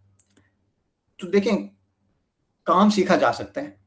अगेन मैंने आपको बताया कि सर्टिफिकेट, हमारा जो institute of corporate and taxation है, ये प्रैक्टिकल अप्रोच लेके चलते हैं। आपको लाइव, मैं खुद जब पढ़ाता हूँ तो मैं रिटर्न कॉर्पोरेट टैक्स की रजिस्ट्रेशन करना सिखाता हूँ, वैट की रजिस्ट्रेशन करना सिखाता हूँ, और अगर नहीं मिलता तो then you can even collaborate, आप हेल्प ले सकते हैं। टेक्निकल सपोर्ट जो मेरी फर्म है एच4 मैनेजमेंट कंसल्टेंट्स, ये बहुत सारे फ्रीलांसर्स को टेक्निकल सपोर्ट भी देती है, ठीक है। ये आपको ऑफिस सपोर्ट भी देती है, एडमिनिस्ट्रेटिव और टेक्निकल दोनों सपोर्ट अल्हम्दुलिल्लाह देती हैं। नेटवर्किंग के बाद अच्छा, लिंक्डइन, बाकी एशिया में तो इसका इतना, बाकी एशियन कंट्रीज में, साउथ एशिया में तो इतना यूज नहीं होता, लेकिन गल्फ में, यूएई में लिंक्डइन बड़ी लाइफ चेंजिंग चीज है। इसकी खूबी ये है कि अगर आप फेसबुक पे या किसी अननोन बंदे को कांटेक्ट करें ना, वो कहेगा क्यों भाई, मुझे क्यों फ्रेंड रिक्वेस्ट भेजी है। लिंक्डइन में जिसको मर्जी ऐड कनेक्शन करें, कोई आपसे ये पूछेगा नहीं, क्योंकि लिंक्डइन है ही कनेक्शन बनाने के लिए। अननोन बंदों को आप कांटेक्ट कर सकते हैं, कम से कम ऐड कनेक्शन कर सकते हैं। प्राइवेट में वो आपका रिप्लाई नहीं भी करेगा ना, तब भी अगर उसने आपको ऐड कर लिया, आपकी पोस्ट उससे नजर आएंगी, चाहे वो जिस मर्जी लेवल पे हो। तो लिंक्डइन बड़ा इंपॉर्टेंट टूल है यूएई में क्लाइंट्स ग्रैब करने के लिए। अपनी लिंक्डइन प्रोफाइल को आपने, आपका जो डिस्प्लेइंग नॉलेज की बात मैंने की, ये आप कर सकते हैं कि आप जब यूएई का लॉ पढ़ें, कैबिनेट डिसीजन पढ़ें, मिनिस्ट्रियल डिसीजन पढ़ें, मुझसे कोर्स लें, किसी और से कोर्स लें, आप उसकी पोस्ट बना के लाजमन शेयर किया करें, ठीक है। लिंक्डइन पे लाजमी डाला करें। उसके बाद अच्छा, अगर आप अफोर्ड कर सकते हैं, यूएई में एक ऑफिस ले लें, यूएई में एक ऑफिस ले लें, इससे क्रेडिबिलिटी होती है। क्रेडिबिलिटी क्या होती है, आपको दरअसल अगर आप पाकिस्तान में या इंडिया में बैठ के बिजनेस करते हैं, यूएई के क्लाइंट ग्रैब करने की कोशिश करते हैं, वो फर्म्स जो यूएई में मौजूद हैं, जो आपके कॉम्पिटिटर्स हैं, वो आपको इतना पसंद नहीं कर रहे होते, जनरली स्पीकिंग, सबकी बात नहीं कर रहा लेकिन ज्यादातर लोग। उसकी वजह ये होती है, उनके माइंड में होता है कि यार ये तो इंडिया में रहता है, मुंबई में रहता है, बड़ा सस्ता सा शहर है, ठीक है, although it is very developed, लेकिन सस्ता है, कम लिविंग एक्सपेंडिचर है। वो वाला बंदा वहां से रह के बड़े सस्ते में सर्विस प्रोवाइड करेगा, हमारी मार्केट मारी जाएगी, हमारी मार्केट गिरा देगा। ऐसा नहीं होता। ऊपर वाले ने, अल्लाह ने हर किसी का रिस्क लिखा हुआ है। मेरी कोशिश होती है आप सब साथ साथ चलें मेरे, हम सब ग्रो करें। तो आपका अगर इधर एक ऑफिस होगा ना, तो आप ट्रस्ट हासिल कर सकेंगे। अगर आपके पास एक यूएई नंबर होगा ना, आप किसी को पाकिस्तानी नंबर से या इंडियन नंबर से व्हाट्सएप करें या यूएई नंबर से व्हाट्सएप करें, आप देखेंगे बहुत फर्क है, ठीक है। आपको तकरीबन आप कह लें कि 1000 दिरहम का पैकेज भी आपका नहीं लगेगा। एक ऐसा आप यूएई नंबर ले सकते हैं जो कि उसी रेट पे कॉल रिसीव करेगा जो दुबई में है, ठीक है। तो आप यूएई नंबर अरेंज करें, आप यूएई में ऑफिस अरेंज करें। अगर नहीं कर सकते, आप कहते हैं मैं फ्रीलांसर तो हूँ, तो देन अगेन कोलैबोरेशन का ऑफर, कोलैबोरेशन का ऑप्शन सबके लिए ओपन है, ठीक है। और मेरी फर्म से तो कोलैबोरेशन अल्हम्दुलिल्लाह चलती रहती है, ठीक है। बहुत सारे फ्रीलांसर्स ऐसे हैं जिनको मैं हेल्प आउट कर रहा हूँ। उसके बाद कोलैबोरेशन डेफिनेटली, ये मैं अगेन कहूंगा कि you can not do everything. मिसाल के तौर पे आप फर्ज करें, आप कहते हैं कि यार मैंने खुद अपनी ऑडिट फर्म ओपन करनी है, आप कहते हैं मैंने टैक्स कंसल्टेंसी भी ओपन करनी है, लगाएं जरा एक्सपेंडिचर। ओके, आपने ऑडिट फर्म ओपन कर ली। अब मसला ये है कि आप कहते हैं कि तमाम जितने भी फी जोन हैं मैंने उधर भी रजिस्टर होनी है, जहां पे मेन लैंड है वहां पे भी होनी है, डिफरेंट एरियाज हैं यूएई के, हर जगह पे मैंने अपनी फर्म रजिस्टर करवानी है। ये तो 4-5 लाख दिरहम का एक्सपेंडिचर बन जाएगा। उसके बाद आपके लिए मैनेज करना मुश्किल हो जाएगा। तो ये वाला काम कॉस्ट कम करने के लिए, फिक्स कॉस्ट को कम करने के लिए कोलैबोरेशन से होता है। मिसाल के तौर पे मेरी ऑडिट फर्म है, मैं कहता हूँ ठीक है, मैं अपनी ऑडिट फर्म को डीएमसीसी में रजिस्टर करवा लेता हूँ, और मैं अपने किसी फ्रेंड को जिससे मैं कोलैबोरेशन कर रहा हूँ उसे मैं कहता हूँ तुम डीआईएफसी में करवा लो, ठीक है। मैं अपनी रिपोर्ट्स उससे लेता हूँ, वो अपनी रिपोर्ट्स मुझसे लेते हैं। कोलैबोरेशन, कॉस्ट कम कर दी हमने। मिल के चलेंगे, मिल बांट के खाएंगे तो सबको मिलेगा, ठीक है। और यूएई की मार्केट बहुत बड़ी है। यहाँ पे अगर किसी बंदे के पास 100 क्लाइंट है, 100 क्लाइंट है, तो वो महीने का 1 लाख दिरहम कमा रहा है। 1 लाख दिरहम मैंने मिनिमम बोला, इतना मिनिमम हर बंदा कमाएगा जिसका 100 क्लाइंट है, ठीक है। तो ये बेसिकली चीजें हैं जिससे आप फ्रीलांसिंग कर सकते हैं, जिससे आप यूएई में फर्म एस्टेब्लिश कर सकते हैं। इसके हवाले से अगर किसी का कोई क्वेश्चन है तो अब प्लीज पूछें, I will try my best to answer इंशाल्लाह ताला। प्लीज हैंड रेज कीजिएगा। जी अस्सलाम वालेकुम। वालेकुम सलाम। जी सलाम भाई, सबसे पहले बहुत बहुत अस्सलाम वालेकुम आपको, और बहुत बहुत मुबारक आपको। इतना बहुत अच्छा आप ये काम कर रहे हैं, एक इनिशिएटिव लिया हुआ है आपने। मेरी पर्सनली मुलाकात हुई थी आपसे, पता नहीं आपको याद होना हो, नफर भाई के इसमें इवेंट पे, और ऐसे मेंबर के आप काफ़ी हेल्प करते हैं वहाँ पे लोगों की। मेरा क्वेश्चन ये था आपसे कि ये जो फार्म का जैसे आप ये बता रहे हैं, मेरा जैसे इंडस्ट्री का एक्सपीरियंस रहा है यूएई का ना, अब इसके अंदर काफ़ी टाइम, मतलब इसमें मुश्किल ये होती है कि मैनेज करना आप जॉब के साथ साथ ये कंसल्टेंसी आप प्रोवाइड करें। तो मेरी बात आ रही है आप लोगों को? जी जी हमजा, आपका बेसिकली क्वेश्चन ये है, ऑल्दो इतनी क्लियर नहीं थी। जी जी। तो मेरा ये क्वेश्चन ये था कि इसमें जैसे आप ये जो आप एक तो रेवेन्यू वाली बात करें कि 1 लाख दिरहम बनाना भी महीने में आसान होता है, तो इज इट रियली, मतलब 1 लाख दिरहम पर मंथ आप कह रहे हैं अमाउंट, या रेवेन्यू मैंने का पर भी? मंथ किया है, इसमें 100 रेकरिंग क्लाइंट, ठीक है। अगर आप सिर्फ कॉर्पोरेट टैक्स की रिटर्न फाइल करें, वैसे तो जी ये भी पॉसिबल है कि अगर आप सिर्फ रिटर्न भी फाइल कर रहे हैं ना, तो भी जी। ये चला जाएगा 1 लाख दिरहम तक, ठीक है। आप ये 100 आप क्लाइंट ढूंढें पर मंथ रेवेन्यू जाएगा। की बात कर रहे हैं या टेक होम की बात कर रहे हैं? जी आप रेवेन्यू की बात कर रहे हैं या टेक होम की बात कर रहे हैं? देखें, टेक होम अगर आपके पास 100 क्लाइंट्स है ना, जी मैनेज कैसे करनी है, लेकिन 1 लाख दिरहम तक अगर आपकी टीम भी है 1 लाख दिरहम तक जाएगा, ठीक है। ठीक है। अगर टीम हो, मतलब मतलब आप ये कह नहीं, रहे हैं कि आप अगर नंबर ऑफ क्लाइंट हो। क्लाइंट मैंने आपको बता दिए, अगर आप मैनेज कर सकते हैं, ठीक है। कोशिश करें कि अपने कुछ क्लाइंट, अपने जो मैन पावर है ना, वो पाकिस्तान जी। में या इंडिया में रखें, सस्ती पड़ेगी, तो 1 लाख दिरहम तक जाएगा, not a big deal.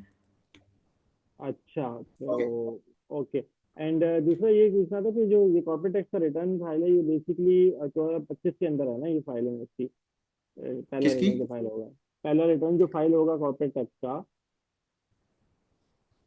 Ji ji corporate tax का जो पहला रिटर्न फाइल होना है वो 2025 में होना है। ये मेनलैंड और फ्री जोन सारी कंपनी के लिए जो भी कंपलसरी है? आपका फाइनेंशियल ईयर है उसके 9 महीने के अंदर अंदर, ठीक है, ईयर एंड के ठीक 9 मंथ बाद, ठीक है, ओके। और मेन जी हमजा,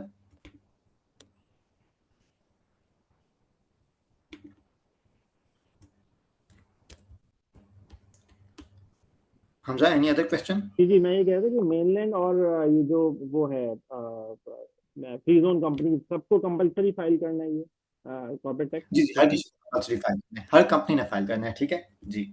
ठीक है। तो अच्छा, रिसेंटली एक चीज ये हुई थी कि मैं वापस से पाकिस्तान वापस आना पड़ा, क्योंकि I was in job in UAE, but somehow कुछ फैमिली प्रॉब्लम इस तरह से हो गई थी कि मैनेज नहीं कर पा रहा था वहाँ पे। माय सन गॉट सिक, तो I have to leave and come back to Pakistan. तो इसमें मैं अगर फुल टाइम होना चाहूँ तो मैं किस तरह से हो सकता हूँ, किस तरह से आपसे कोलैबोरेट किया जा सकता है, कि यहाँ बैठे बैठे किस तरीके से जी मैं? डेफिनेटली, हमारा कोलैबोरेशन के लिए आप रब्ता करें। मैं यहाँ पे जी जरा सबको आंसर करना चाहता हूँ, सबके क्वेश्चन जो आंसर हैं वो करना चाहता हूँ, स्पेशली फ्रीलांसर्स के, ठीक है। और काफी सारे क्वेश्चन इधर मुझे मिल गए हैं इन ग्रुप भी, मैं इनको भी एड्रेस करता हूँ, ठीक है, फिर इंशाल्लाह आपसे बात होती है। अस्सलाम वालेकुम। Okay. Anyone anyone else who please raise your hand?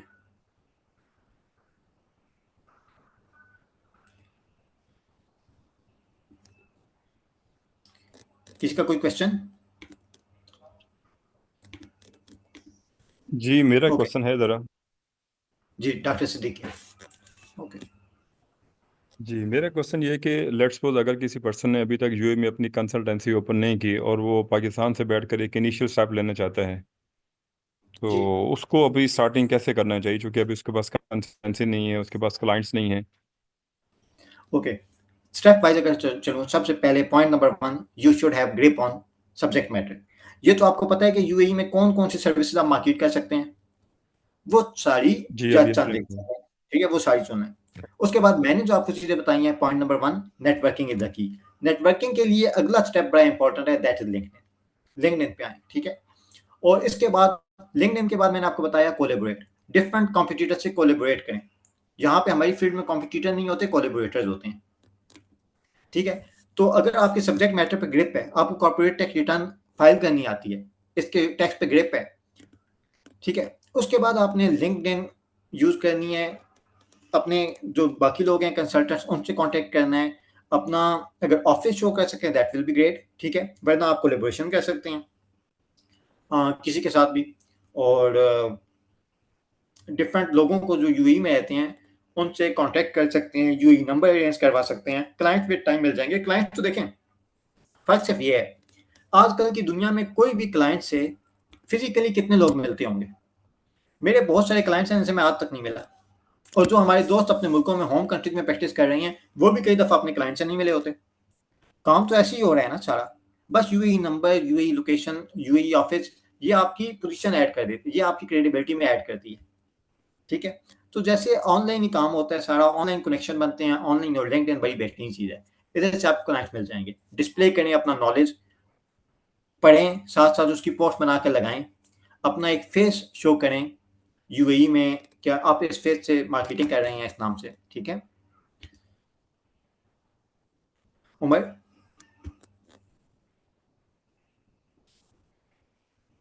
Umar आपका क्वेश्चन? ओके, ये ए बी के नाम से एक मौजूद है अस्सलाम प्रोफाइल। सर जी मैं उमर, ये पूछ वालेकुम रहा था जी कि अभी आपने उसमें बताया था कि ग्रेजुएशन में जो है वो 4 साल की ग्रेजुएशन हो, उसके साथ जो है ना वो 3 साल का के 5 साल का एक्सपीरियंस हो ऑडिट कंसल्टेंसी के लिए ना। तो जी। अगर सर्टिफाइड जो ये इंटरनल ऑडिटर का जो सर्टिफिकेशन है उसके लिए वो भी एप्लीकेबल नहीं है, मीन के वो भी एक्सेप्टेबल नहीं है? नहीं, विदाउट दिस, विदाउट ग्रेजुएशन नहीं है। हाँ, अगर आपकी ग्रेजुएशन आर्ट्स में है ना, ठीक है, उसके साथ आपकी कोई अकाउंटिंग या ऑडिटिंग की क्वालिफिकेशन है फिर चल जाएगी, वो एक्सपोर्ट क्वालिफिकेशन पे चल सकती है, वो भी तब जब ग्रेजुएशन हो 4 साल वाली साथ, ठीक है, और एक्सपीरियंस रिक्वायरमेंट हो। सर बीकॉम है 2 इयर्स का है वो, उस वक्त नहीं, तो टू होते ईयर वाला 2 नहीं इयर्स चलेगा, का। तो वो 10-12 साल का एक्सपीरियंस है अकाउंटिंग का भी और ऑडिटिंग का भी। देखिए मिनिमम ग्रेजुएशन 4 साल वाली, ठीक है उमर। वो भी अगर ये आपने असेस कंसल्टेंसी के करना है, लिए ये जो जॉब के लिए इन्वेस्टमेंट भी है यूज ना, होती है। जो इन्वेस्टमेंट है ये बड़ी सोच समझ के होती है। यहाँ पे ऐसे नहीं है कि आपको बस साइनिंग अथॉरिटी, आपके पास साइनिंग राइट्स हैं तो जॉब मिल जाएगी, ऐसा नहीं होता इधर। आपने बड़ा सोच समझ के ये राइट लेना है, क्योंकि इतने पैसे इन्वेस्ट करने हैं। आपको साथ इमाराती नेशनल भी तो चाहिए, उसको आपने 1 लाख दिरहम भी देना है सालाना, ठीक है। नहीं सर, तो ये ये दो तमाम चीज़ें। चीज़ें देखिए मैंने जी। एक तो ये कंसल्टेंसी के हवाले से आप बता रहे हैं ना, तो क्या जो जॉब अगर सीकर है उसके लिए भी यही लिमिटेशन है कि उसकी जो नहीं, ग्रेजुएशन है वो। ये मैंने सिर्फ बताया उसके लिए जो ऑडिट करना चाहता है, ऑडिट राइट, साइनिंग राइट लेना चाहता है। ओके ओके बाकी ओके। तो फर्म ओपन कर लेना, कंसल्टेंसी। अब मिसाल के तौर पे मेरे पास राइट्स हैं अल्हम्दुलिल्लाह, ठीक है, मेरी फर्म के पास राइट्स हैं, ये ऑडिट रिपोर्ट धड़ाधड़ साइन हो रही हैं, ठीक है। हाँ, लोग मुझसे कॉन्टेक्ट करते हैं ना, मैं फाइल रिव्यू करता हूँ, देखता हूँ काम प्रॉपर हुआ हुआ है या नहीं, उसके बाद साइन होते हैं, ठीक है। या इसी तरह से अगर टैक्स एजेंसी है तो टैक्स एजेंसी अपने पैनल पे ली हुई होती है लोगों ने, बजाय इसके कि वो खुद हर बंदा अपनी टैक्स एजेंसी खोले, तो वो तो उसकी कॉस्ट की भी बेयर नहीं कर सकता। इसीलिए कोलेबोरेशन लाजमी है यहाँ की मार्केट में। ओके ओके, फारूक आपका क्वेश्चन हो गया था? जी नहीं, मेरा मेरा क्वेश्चन छोटा सा कंपनी फॉर्मेशन के बारे में है। मेरे पास दो ऑप्शंस हैं कि उधर मेनलैंड में फॉर्म करूं या अगर फ्री जोन की भी ऑप्शन है। तो मुझे बस थोड़ी सी उसमें कंफ्यूजन ये थी कि फ्री जोन में अगर कंपनी रजिस्टर्ड करवा ली जाए तो ऑल ओवर द यूएई ये सारी सर्विसेज, टैक्स कंसल्टेंसी और बुक कीपिंग प्रोवाइड करने में कोई टेक्निकल इशू तो नहीं है लीगल रिक्वायरमेंट के हिसाब से, नॉन कॉम्प्लायंस? देखिए टेक्निकल इसमें एक्सपीरियंस है, उसकी वजह ये है कि नॉर्मली 6 फ्री जोन के अलावा, और ये 6 फ्री जोन पे भी काफ़ी सारी रिस्ट्रिक्शन है। जनरली स्पीकिंग जो फ्री जोन कंपनी होती है वो या उस फ्री जोन में सर्विस दे सकती है या यूएई से बाहर दे सकती है। अदरवाइज बाकियों के साथ आपको कोलेबोरेट करना पड़ता है, ठीक है। उसका एक लोकल एजेंट आपको चाहिए होता है, वो एक थोड़ी सी टेक्निकल चीज़ है, ठीक है। ठीक है, फाइन। ओके, अस्सलाम बट वालेकुम बाकी सर। आप मैं वैसे अगर आप ग्रो करना चाहते हैं, आई विल रिकमेंड कि you should go for mainland, okay. अस्सलाम वालेकुम। मोहसिन हसन, वालेकुम अस्सलाम जी, एबी। सर कैसे हैं? ठीक है। अल्लाह का शुक्र। अच्छा सर, मुझे मैंने कोर्स के रजिस्टर किया हुआ है, और जो पूछना है उनसे भी क्वेश्चन उतरेंगे आपसे क्लास में, लेकिन ये है कि अभी आपसे एक सवाल है। जो सीपीए पाकिस्तान है, इसको ऑडिट राइट्स हैं यूएई में, तो टैक्स एजेंट बनने के लिए भी सीपीए वाले को वो फायदा होगा या नहीं होगा? अगेन मैंने असल में उसके पेपर दे सीपीए रहा के हूँ। ऑडिट राइट्स की जो कंडीशन है ना कि ऑडिट राइट्स हैं, सेम जी। बात मैं आपको बता चुका हूँ। ऑडिट राइट्स क्या हैं? 4 साल की ग्रेजुएशन नहीं, से टैक्स आप एजेंट चाहिए। करने के लिए वो ग्रेजुएशन तो हमारी है। वैसे टैक्स एजेंट बनने के लिए जैसे पाकिस्तान में आईटी भी चलता है, हमने लिया हुआ है। ऐसे वहां पे कौन सा एजेंट बनने के लिए हमें क्या लेना पड़ेगा? मेरे कुछ लेक्चर टैक्स मिस हो गया एजेंट था, या बनने के लिए वीडियो मिल जाए। आपको पीडब्ल्यूसी से सर्टिफिकेट करना पड़ेगा टैक्स एजेंट का, पीडब्ल्यूसी। पीडब्ल्यूसी से? अच्छा। जी, सिर्फ और किसी के पास राइट नहीं है। कॉर्पोरेट टैक्स अच्छा। वैट मिला के तकरीबन 20,000 दिरहम का खर्चा है, 20,000। अच्छा, 20,000 ओके दिरहम का खर्चा। ठीक है। ओके जी, मोहसिन ठीक हसन। है, शुक्रिया। अस्सलाम वालेकुम सर। मेरा वालेकुम सवाल अस्सलाम। ये है कि ये जो आपने अभी बताया कि कंसल्टेंसी फर्म एस्टेब्लिश करने के लिए 15,000 टू 35,000 अमाउंट मिनिमम रिक्वायर्ड होती है, तो इसके अलावा एक और ऑप्शन भी है जो लेस अमाउंट के साथ है, काइंडली वो भी बता दीजिए। और ये भी कि क्या ये विजिट वीजा के ऊपर भी इसका ऑप्शन मौजूद होता है कि आप वहाँ पे एस्टेब्लिश कर लें? Thank you. Sorry, visit visa की आपने क्या बात की? विजिट वीजा पे भी आप एस्टेब्लिश कर सकते हैं ऐसा कि आपको यहीं पे इसके एस्टेब्लिशमेंट के बगैर आप जो है वो वहाँ पे नहीं स्टार्ट कर पाएंगे। देखिए अगर आपने इधर काम करना है ना, फिर आपका इधर वीजा होना चाहिए, चाहे पार्टनर या एम्प्लॉयमेंट, ठीक है। अगर आपने पाकिस्तान में रहते हुए यूएई में अपनी फर्म एस्टेब्लिश करनी है, तो फिर तो आपको इधर चाहे विजिट वीजा भी ना हो, ठीक है, आप एस्टेब्लिश कर लें, ठीक है। उसको फेस को आप यूज करके मार्केट कर सकते हैं, ठीक है। नहीं, आई मीन टू से कि यहाँ से अगर विजिट वीजा पे आ गए तो वहाँ पे ये चीज फिर एस्टेब्लिश की जा सकती है। ठीक है, आप कंपनी एस्टेब्लिश करें फिर वापस चले जाएंगे, राइट? सर कर सकते हैं। नहीं, मतलब वहाँ पे आई मीन टू से कि फर्स्ट विजिट में आप विजिट वीजा पे भी आ सकते हैं और वहाँ पे ये रजिस्टर कर सकते हैं कि यहाँ से आपको ये रजिस्टर करके अलग इस कंपनी के वीजे पे ही आना होगा। जैसे आपकी मर्जी है, विजिट पे आके भी एस्टेब्लिश कर सकते हैं, देयर नो रिस्ट्रिक्शन, ठीक है। और जो थैंक यू सर, अब फर्स्ट क्वेश्चन प्लीज एड्रेस कर दें कि वो लेस अमाउंट वाला क्या एक होता और है। क्वेश्चन है, ये हमजा मकसूद ने भी पूछा कि आपने कहा कि अगर आपके पास इतने पैसे नहीं हैं तो क्या तरीका है। उसकी वजह ये है कि जो डिफरेंट फर्म की अप्रोच है वो ये है कि दूसरों को बिजनेस में सपोर्ट किया जाए। अपनी फर्म का नाम, मिसाल के तौर पे आप अगर फर्ज करें यूएई में रहते भी हैं, बड़े सेटल्ड भी हैं, आप कहते हैं ठीक है मैंने अपना बिजनेस स्टार्ट करना है, आपको क्या करना है, क्लाइंट्स लाने हैं, आपको एक ऑफिस लेना है, आपको एक टीम खरीदनी है, अच्छे खासे प्रॉब्लम है, रिस्क है, ट्रेड लाइसेंस लेना है। आप क्या करें, उसमें जो ऑप्शन है वो है कोलेबोरेशन का। वो ये है कि आप किसी फर्म से कोलेबोरेट करें, फर्म से कोलेबोरेशन की जाती है, कहा जाता है ठीक है I want to join you, बजाय इसके कि आप अपनी फर्म ओपन करें, आप फर्म का नाम यूज करें। ठीक है, जो बड़ी फर्म हैं, बहुत बड़ी फर्म, वो कोलेबोरेशन कर रही हैं और दूसरे लोग उनका फेस यूज करते हैं, उनका ऑफिस यूज करते हैं, उनके एडमिनिस्ट्रेटिव रिसोर्सेज यूज करते हैं, उन्होंने सिर्फ मार्केटिंग करनी है, क्लाइंट्स लाने हैं। ये एक चीज है कि कोलेबोरेशन, अगेन मैंने कहा ना कोलेबोरेशन के बगैर कुछ भी नहीं होता। मेरी इधर ऑडिट फर्म है लेकिन still I have to collaborate with other audit firms. The reason being कि अगर 50 फ्री जोन है, 50 फ्री जोन है, 50 मुख्तलिफ एरियाज हैं यूएई में, हर जगह पे मैंने अपनी फर्म को रजिस्टर करवाऊं तो मुझे कॉस्ट बहुत ऊपर पड़ेगी। मैं क्या कहता हूँ, ठीक है 20 जगहों पे मैं करवा लेता हूँ, 20 जगहों पे आप करवा लें। जो कोलेबोरेशन है ना, इसी तरह से कोलेबोरेट करें, ये आपकी कॉस्ट रिड्यूस करेगा। ओके, थोड़ा सा मैं सीक्वेंस थोड़ा सा डिस्टर्ब हो रहा है। सैफुल्लाह महमूद,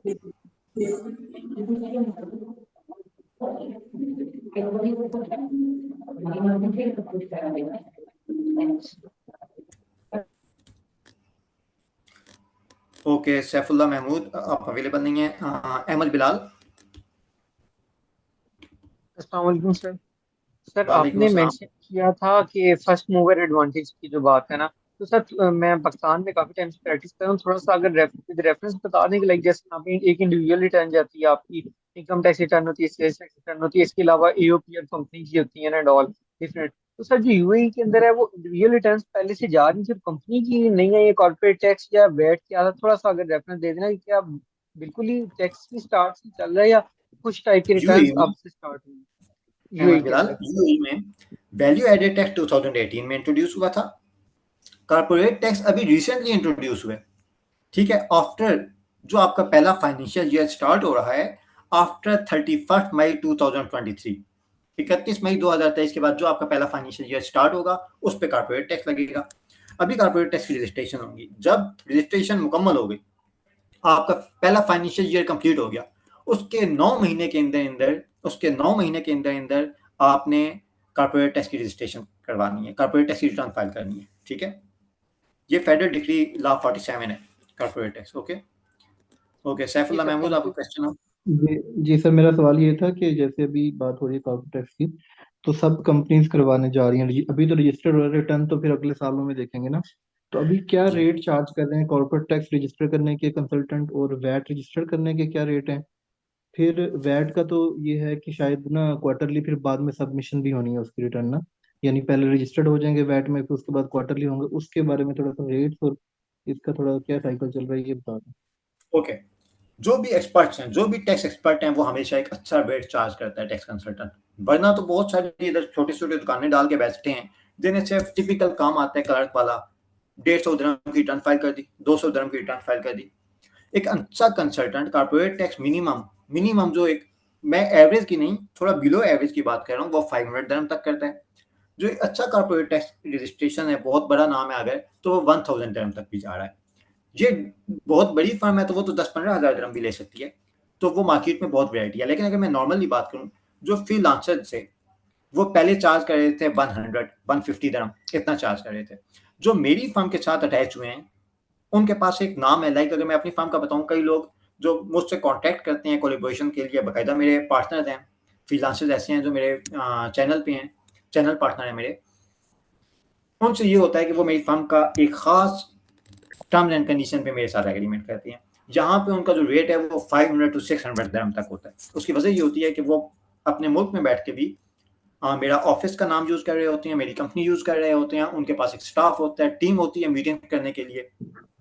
तो ये आप कह लें 500-600 मिनिमम है। ठीक है जी ठीक है। अच्छा, इसमें ये बताएं कि जो फ्री जोन की कंपनीज और मेन लैंड की हैं, इनके रेट्स भी फर्क होंगे, और इनका भी जो मामला है वो इस तरह ये डिफरेंट होगा देखें, या सेम रेवेन्यू होगा? डिपेंड करता है ना, आपको पता है जैसे पाकिस्तान में आप रेट डिफरेंट क्लाइंट्स के लिए डिफरेंट होते हैं, यहाँ पे भी डिफरेंट है, कोई ऐसा फर्क नहीं है खास, कंपनी के वॉल्यूम पे होता है, क्लाइंट कितने पैसे अफोर्ड कर सकता है इस पे होता है। ओके ठीक ठीक है, है।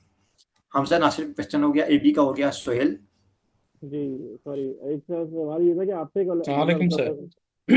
ठीक है। हमजा, मुझे थोड़ा सा टाइम दें, मैं सोहेल को पहले एड्रेस करूँ। सोहेल। सर सलामकुम, sorry sir I joined late. Sir बस छोटा सा एक क्वेश्चन था कि क्या वहाँ पर कंसल्टेंसी करने के लिए कोई एजुकेशनल प्रीरेक्विजिट्स होते हैं, और अगर होते हैं तो पाकिस्तान में जिस तरह सपोज किसी ने एमबीए अगर किया हुआ है तो वो उसका क्या रिकग्निशन है, वहाँ पर अलाउ करते हैं, वो रिकग्नाइज करते हैं इस चीज़ को? हाँ, मैंने इस बात को वैसे तो बड़ी डिटेल में हमने डिस्कस किया, लेकिन आप लेट तो मैं आपको सिंपली बता दूं, यू कैन प्रोवाइड टेस्ट कंसल्टेंसी चाहे आपने एमबीबीएस किया हुआ है या चाहे वो भी नहीं किया हुआ। ठीक है, ओके हमजा, आपको क्वेश्चन है? Thank you. Welcome. Sir collaboration के हवाले से था सवाल कि हमजा, थोड़ी सी रिक्वेस्ट है, प्लीज थोड़ा सा ऊंचा बोलें।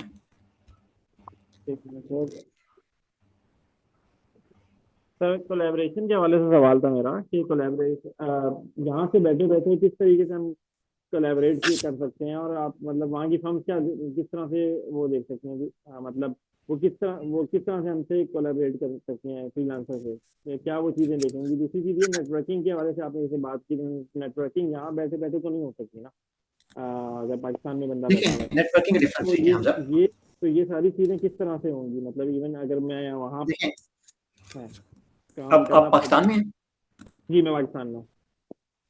देखें, कोलैबोरेशन डेफिनेटली सबसे पहले तो टर्म्स एंड कंडीशन है, आपको स्किल लेवल है, ठीक है, देन डेफिनेटली लिंक्डइन है, और बहुत सारे ऐसे ऑनलाइन इवेंट्स भी होते हैं जिनके थ्रू आप नेटवर्किंग करते हैं, व्हाट्सएप ग्रुप्स यूज होते हैं, तो बहुत सारी नेटवर्किंग ऑनलाइन भी होती है, जरूरी नहीं है कि सिर्फ फिजिकल नेटवर्किंग हो। हाँ, एक थोड़ा आप कह लें कि थोड़ी सी रिस्ट्रिक्शन है, लिमिटेशन है, लेकिन इतना बड़ा शू ब्रेकर नहीं है, that can be covered.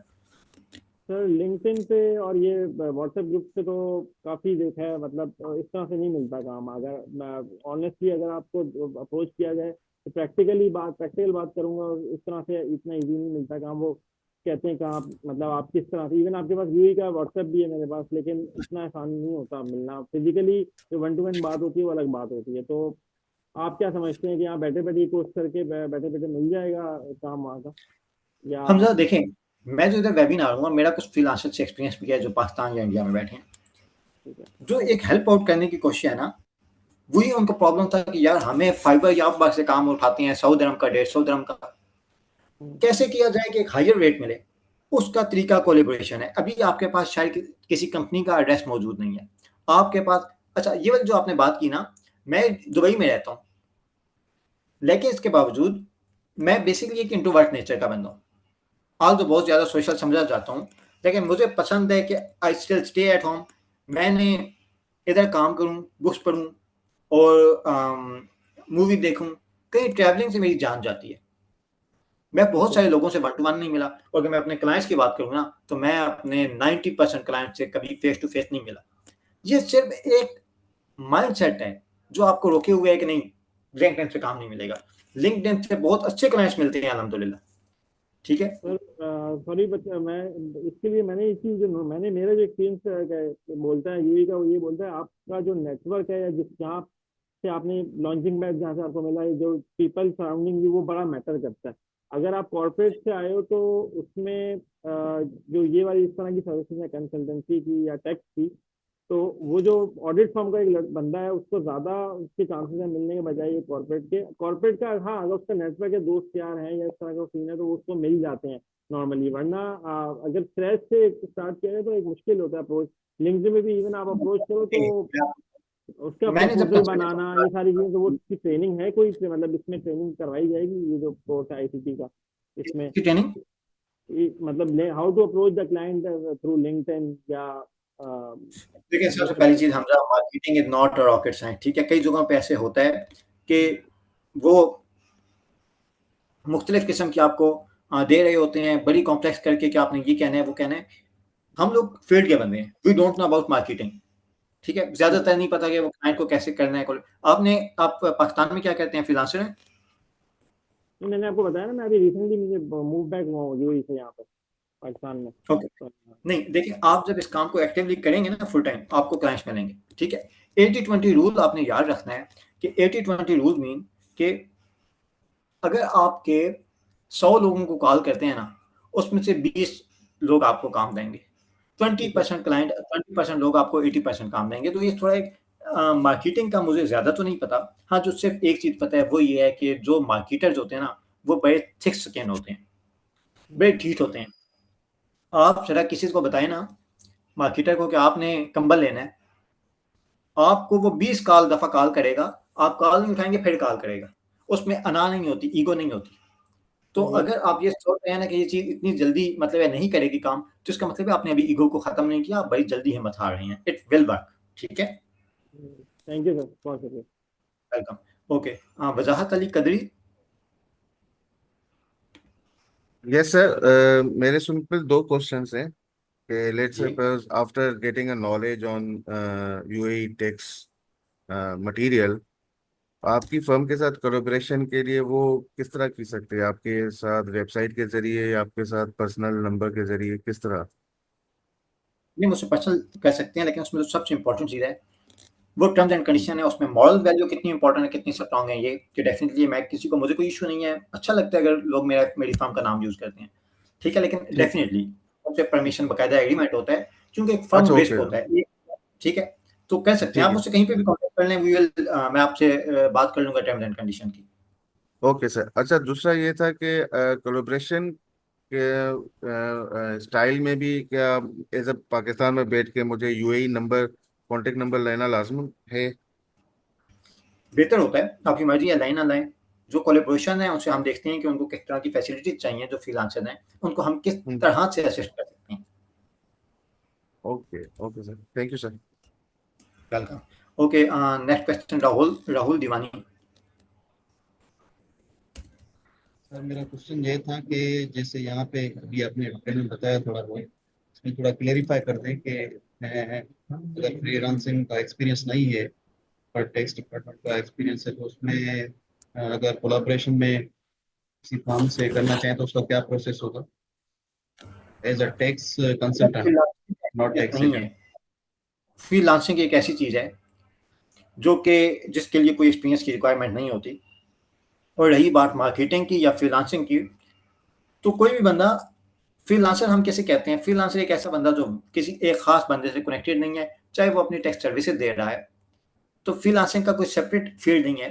Basically ये टैक्स एडवाइस देने वाले ही को फ्रीलांसर कहते हैं, जिसका कोई ऑफिस नहीं है और वो किसी एक एम्प्लॉयर से जुड़ा हुआ नहीं है।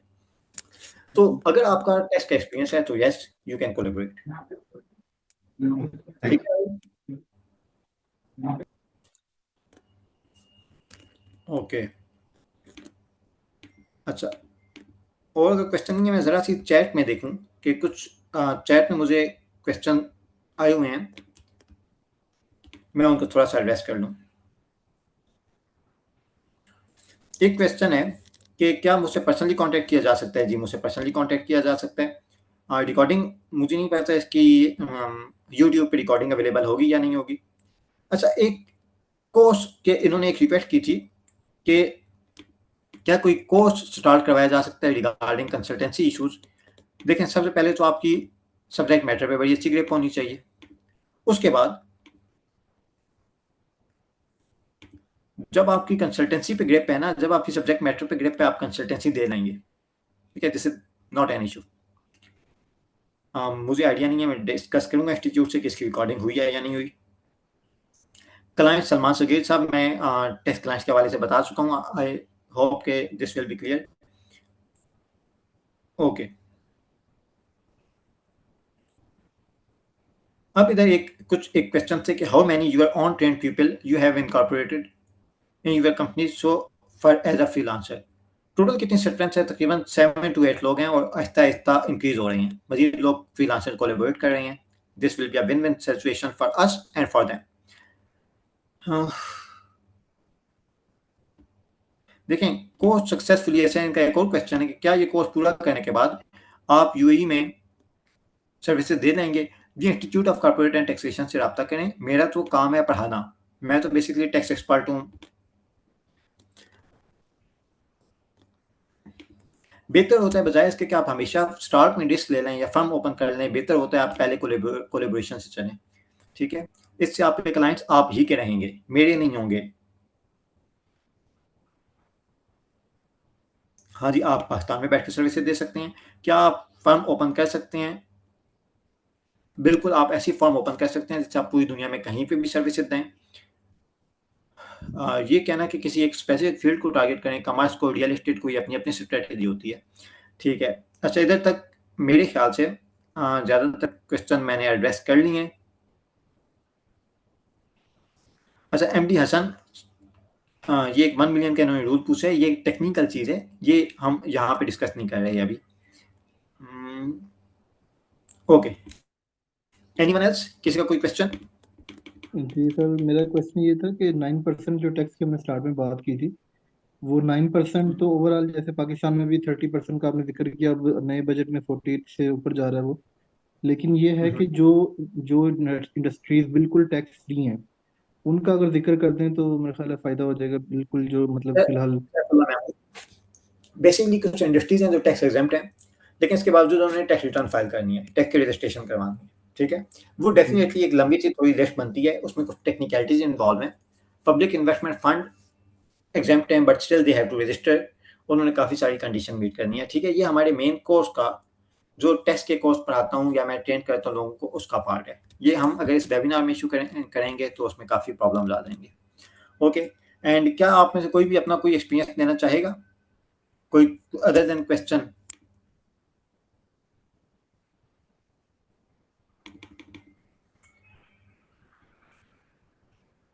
आपका सवाल नहीं क्या समझ आया सर।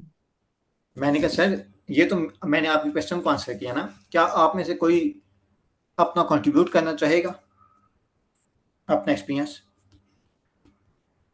किस सर अगर हवाले अपनी बात करें तो उसमें पाकिस्तान में जो मतलब फर्ज करें मैं टैक्स का काम कर रहा हूँ, तो मुझे तो मोस्टली जो रेफरेंस से ही बनते गए हैं, अपनी नेटवर्किंग से ही मतलब क्लाइंट्स मिले हैं। सोशल मीडिया को तो मैंने यूज़ नहीं किया, सोशल मीडिया को, लिंक्डइन को, लेकिन आपकी बातें सुन के तो दिल कर रहा है कि हम लोग मतलब अपना ऑफिस कॉर्पोरेट करें, अपना काम करें। टैक्स के फील्ड में 5-6 साल हो गए हैं, लेकिन ये है कि कभी ऐसे सोचा नहीं है कि यार, जैसे भी आपने एक विजन दिया है कि 1 लाख तक दिरहम तक कमा सकते हैं, ठीक है, तो अपना ये मतलब इनकरेज करी चीज अपने हमें, मतलब इससे थोड़ा हौसला मिला कि यार अपना काम करें। दिल करता है टैक्स वाले बंदे का काम करने का, यार अपना काम करना चाहिए। तो इंशाल्लाह ये कोर्स करके कोशिश करेंगे कि अपना सेटअप बना सके, कोलेबोरेशन साल करके में बना अगर सके, कर सके। एक साल में एक साल में नेटवर्किंग पे क्लाइंट्स मिले हैं सब। स्टार्ट 50,000 शुरू में, तो 1500 सही बताऊं तो मैंने फर्म में काम किया था। एक एक ही क्लाइंट था, फिर नेक्स्ट ईयर 50,000 पे गए, नेक्स्ट ईयर 1 लाख पे, इस साल 2.5 लाख, लास्ट ईयर 2.5 लाख तक भी चले गया था काम। लेकिन ये है कि जॉब के साथ ही इतना टाइम नहीं दे सके। जैसे अब आप कह रहे हैं ना, कुछ लोग होते हैं क्लाइंट्स को कहते हैं हमारा ऑफिस हो तो फिर मैं आपको ज्यादा पैसे दे दूंगा। जो बड़े क्लाइंट्स अच्छा, हैं वो मैं ऑफिस बनाते हैं। जो कोलेबोरेशन मेरे साथ करना चाहते हैं ना, वो चाहे जॉब कर रहे हो, एक टीम मौजूद है, जी, आप तो उनके लिए हम लोग अवेलेबल हैं। ठीक है, सही है। बाकी भी बाकी भी बहुत सारी फर्म ये सहूलत देती हैं। ठीक है, ठीक है सर। लेकिन फ्रीलांसर्स को मेरा नहीं ख्याल कि बाकी फर्म देंगी। जो इधर लोग होते हैं ना, जो जॉब कर रहे होते हैं, दुबई में अच्छा नेटवर्क होता है, उन्हें कई फर्म्स खींचती हैं। लेकिन मैं तो फ्रीलांसर्स को भी अट्रैक्ट करता हूँ, अल्हम्दुलिल्लाह, उनको भी ये फैसिलिटेट करता सर आप कह तो रहे थे आप इंट्रोवर्ट है, लेकिन लग तो एक्सट्रोवर्ट ही रहे हैं आप। हूँ। जी, आप कहते हैं मैं इंट्रोवर्ट हूँ, यानी कि मैं, मुझे इतनी सोशल नेटवर्किंग इतना मतलब मेरा नहीं है, लेकिन फिर भी आप कह रहे हैं, जिस तरह आप बता रहे हैं उस हिसाब से आप इंट्रोवर्ट तो नहीं, एक्सट्रोवर्ट ही हैं। देखिए, मैं आपको ये बताऊँ कि मैं आज पूरा दिन घर से बाहर नहीं निकला, सिवाय इसके कि मैं थोड़ी-सी वॉक करता हूँ। हाँ, अच्छा। ये इस सेंस में आप कह सकते हैं कि मुझे ऑनलाइन काम करना, एक जगह पे बैठ के, that that is something I love. या जैसे आप आउटसाइड ऑफ कंट्री को भी अगर नेटवर्किंग के लिए आप अलाउ कर रहे हैं, तो इसका मतलब आप नेटवर्किंग में तो, सोशल में तो आप आगे हैं सब, तेज हैं। अगर अपने फार साहब की ग्रुप हर जगह जाते हैं। देखिए, अगर इंट्रोवर्ट की मेरी अपनी एक शायद डेफिनेशन है, आपके नज़दीक अच्छा। शायद डिफरेंट हो। अब वो ठीक है सर। फिज़िकली मिलना, ट्रैवलिंग, बहुत ज़्यादा अगर बंदे जमा होंगे, उसे मैं आप घबरा अवॉइड जाऊँगा। करते हैं। हाँ, ठीक है, ठीक। वेबिनार और स्टूडेंट के साथ मुझे बड़ा मज़ा आता है। ऑनलाइन, आप ऑनलाइन एक्सट्रोवर्ट हैं, फिजिकल इंट्रोवर्ट। ठीक है सर, जी। शुक्रिया। वैसे ये मेरी मुलाकात हो चुकी है आपसे वहाँ पे, जीएफसी ग्राउंड जो था, फोर्थ ग्राउंड जो क्रिकेट, तो उसमें माशाल्लाह काफी कंट्रीब्यूट करते हैं। और सैरी भी हमने की है साथ, अगर पता नहीं आपको याद ना हो सर। अच्छा, नफर भाई ने जब सैरी हाँ करवाई थी, और यासिर गैडेट, तो आप भी थे, मुझे याद है प्राक्टिस से बहुत।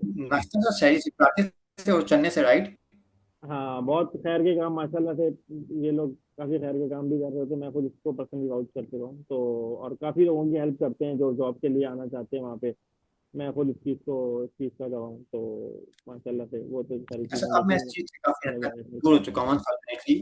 ये अच्छी चीज़ नहीं है, लेकिन देखें हम जैसे-जैसे इंसान का ना विद टाइम होती है, फैमिली होती है, उसके लिए मुश्किल होता है कुछ जगहों पे करना। किसी ज़माने में मुझे जॉब सीकर को असिस्ट करने में बड़ा मज़ा आता था। लेकिन जॉब सीकर बहुत ज़्यादा होते हैं, ठीक है, होते थे। अब वो हर बंदे को आंसर करना, मैसेज का इतना ढेर लग गया था, और हमारे यहाँ तो अगर किसी को रिप्लाई ना करो तो वो कहता है कि भाई मुझे एक दफ़ा एक मैसेज आया कि यार उसने मुझे कहा कि मुझे पता नहीं इंटरव्यू की तैयारी करवा दें फलां की। मैंने कहा ठीक है, जो क्वेश्चन है पूछ लेना सुबह, अभी तो मैं बिज़ी हूँ। सुबह ना मुझे उससे याद रहा, ना उसे याद रहा। रात को उसे पता नहीं अचानक चढ़ी है, उसने मुझे मैसेज किया, यार कौन सी सुबह का बोला था? जो विज़िट पे आते हैं क्या हेल्प करते हो तुम लोगों की? अब मैं उसके बाद बड़ा एक हो गया कि यार देखो, जो चीज़ वॉलंटियर होती है ना, और उसमें काफ़ी सारे लोग अगर आपसे बहुत ज़्यादा एक्सपेक्ट करने लग जाएँ तो आपके लिए मुश्किल हो जाता है।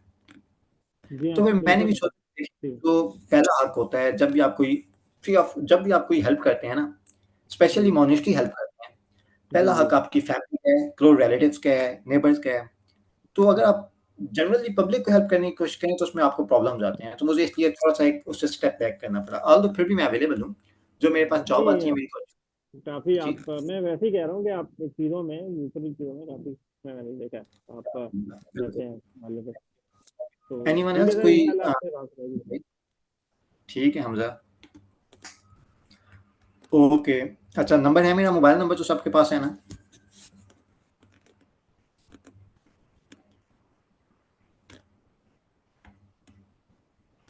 जी अच्छा, सर, मैं ये मौजूद।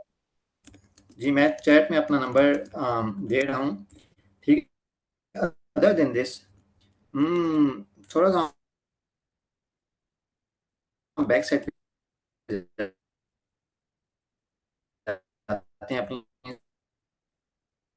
स्क्रीन शो हो रही थी आपको? इसका यूएई नंबर लिखा हुआ है।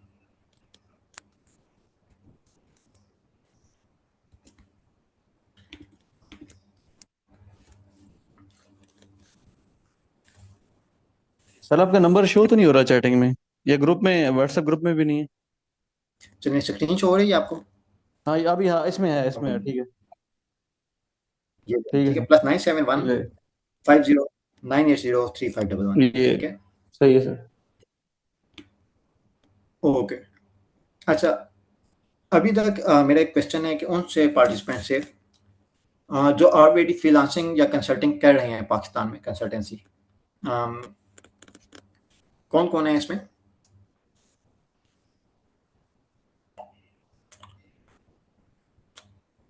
ये डॉक्टर सिद्दीकी, हमज़ा, नासिर। अस्सलामुअलैकुम सर, जी मैं भी कह रहा हूँ।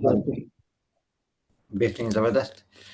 तो अगर देखें, आप अगर फ़र्ज़ करें कि 100 लोगों को हम कर लेते हैं कन्विंस, तो पाकिस्तान में 1 साल में कितना, 1 महीने में आप देखें कितना फॉरेन एक्सचेंज आ सकता है। फ़र्ज़ करें कि 100 बंदे हैं, वो अपना, ठीक है, 1 लाख नहीं भी क्रॉस करते, 1 लाख नहीं करते महीने में क्रॉस, 30,000 डर्म कर लेते हैं, तो तकरीबन 30 लाख डर्म, $10 लाख का आप कह लें कि 1 महीने में पाकिस्तान में ज़र मुबादला आता है। तो फ्रीलांसिंग, ऑल्दो इंटरनेट इस काम के लिए बड़ा ज़रूरी है, हमारी इकॉनमी काफ़ी हद तक फ्रीलांसिंग पे डिपेंड करती है। तो हौसले बुलंद रखें। अगर आप ये वेबिनार अटेंड कर सक रहे हैं ना, तो इसका मतलब है अभी तक पाकिस्तान में इंटरनेट के हालात इतने ख़राब नहीं हुए, यहाँ पे आप जो कॉर्पोरेट टैक्स की रिटर्न हैं, वैल्यू एडेड टैक्स की रिटर्न हैं और ज़ूम मीटिंग्स हैं, वो इंशाल्लाह ताला आप क्लाइंट्स के साथ भी कर सकते हैं। तो रिमेन होपफुल, और इंशाल्लाह ताला आप अपनी जो है वो प्रैक्टिस करें। इंशाल्लाह ताला किसी को कोलैबोरेशन चाहिए मुझसे कॉन्टैक्ट कर लें, इंस्टीट्यूट से रब्ता किया जा सकता है, और सिर्फ यूएई के लिए नहीं, बाकी ममालिक के लिए भी, ठीक है? कोई और, anyone want to say something? Sir, जब आप कोलैबोरेशन की बात करते हैं तो उसमें क्लाइंट की जो ऑनबोर्ड करना है क्लाइंट को, तो वो बेसिकली आप लोगों की तरफ से होगा और काम यहाँ से करके दिया जाएगा। Did you mean by this देखिए, कोलैबोरेशन? मैं हमसे इसमें बात करूँ कि ये जो एक बैक ऑफिस की सर्विस होती है ना, कि मैं यहाँ से काम पकड़ रहा हूँ, आप वहाँ पे बैठे हुए काम कर रहे हैं। इसमें प्रॉब्लम ये होता है कि जो लोग ऐसे करते हैं, बैक ऑफिस पाकिस्तान इंडिया में है, वो 1000 दिरहम लेते हैं क्लाइंट से और पाकिस्तान में 100 दिरहम दे रहे होते हैं। इससे निकालना चाहता हूँ। मैं बेसिकली चाहता हूँ आप लोग बैक ऑफिस के बजाय फ्रंट ऑफिस बने। इसमें ये होगा कि आपको क्या चाहिए होगा, आपको इधर फर्म का नाम चाहिए होगा, आपको स्पेस चाहिए होगी, आप कुछ खास टर्म्स एंड कंडीशन में रहते हुए आप इधर 700-800 dirham कमा रहे होंगे जहां पे आपने 100 कमाना होगा। तो this is not back office, ये आपको फ्रंट पे लाने की कोशिश। ठीक है, ठीक है, तो उसमें फिर किस मतलब आप ये कह रहे हैं कि खुद क्लाइंट लेके आओ, am I right? देख क्लाइंट्स लाना, हम आपको टेक्निकल सपोर्ट देंगे, हम आपको ऑफिस सपोर्ट देंगे, हम आपको जिस तरह की भी एडमिनिस्ट्रेटिव सपोर्ट होगी वो देंगे। ठीक है, प्लस क्लाइंट लाने में भी इंशाल्लाह ताला हम आपको असिस्ट करेंगे। क्लाइंट लाना कोई ऐसी टेक्निकल चीज नहीं है कि कई लोग समझते हैं कि शायद मार्केटिंग इज वेरी टेक्निकल, हमारी फील्ड में नहीं है। हम और इधर किसी को हमजा में हम देखें, मैं एक बात कंप्लीट कर लूं, हम किसी को गाड़ी या प्रॉपर्टी नहीं बेचने लगे। हम क्या बेच रहे हैं, हम लाइक कॉर्पोरेट टैक्स की रिटर्न सेलिंग करने लगे हैं। ये वैसे ही अगले बंदे ने करवानी है, या ठीक है, मुझसे या आपसे, मोहसिन से या असद से। सही है। जो बंदा उसके सामने ज्यादा एक्टिव होता है, जिसको वो जानता है, उससे करवा लेते हैं। ठीक है, और ठीक फिर है, इसकी फ्रीक्वेंसी तो क्वार्टरली होगी ना, मतलब कॉर्पोरेट टैक्स रिटर्न तो once in a year file किया जाएगा, एम आई करेक्ट? कौन सी unlike corporate tax? VAT return, unlike VAT return ये तो क्वार्टरली किया जी जी, जाता है। Corporate tax return one time होगी, but still it's in huge demand. उसकी वजह ये है कि इसका इम्पैक्ट बहुत ज्यादा है मार्केट में, इसकी वजह से आई फाइल्स ओपन हो गई हैं। सही, तो मतलब फ्रीक्वेंसी ऑफ इनकम इस पे रिलाई तो नहीं किया जाता क्योंकि साल में एक दफा ही रिटर्न फाइल होगी। नहीं देखें, जो बंदा आपसे मिसाल के तौर पे चीज़ों को ग्रैब कैसे करते हैं ना, ये आपकी स्ट्रेटेजी है। मिसाल के तौर पे पहले पहले मेरी रिटर्न 31 मई को कॉर्पोरेट टैक्स थी। अभी मेरी जो सबसे मेन प्रोडक्ट है दैट इज कंपनी सेटअप। मैं कंपनी सेटअप करता हूँ।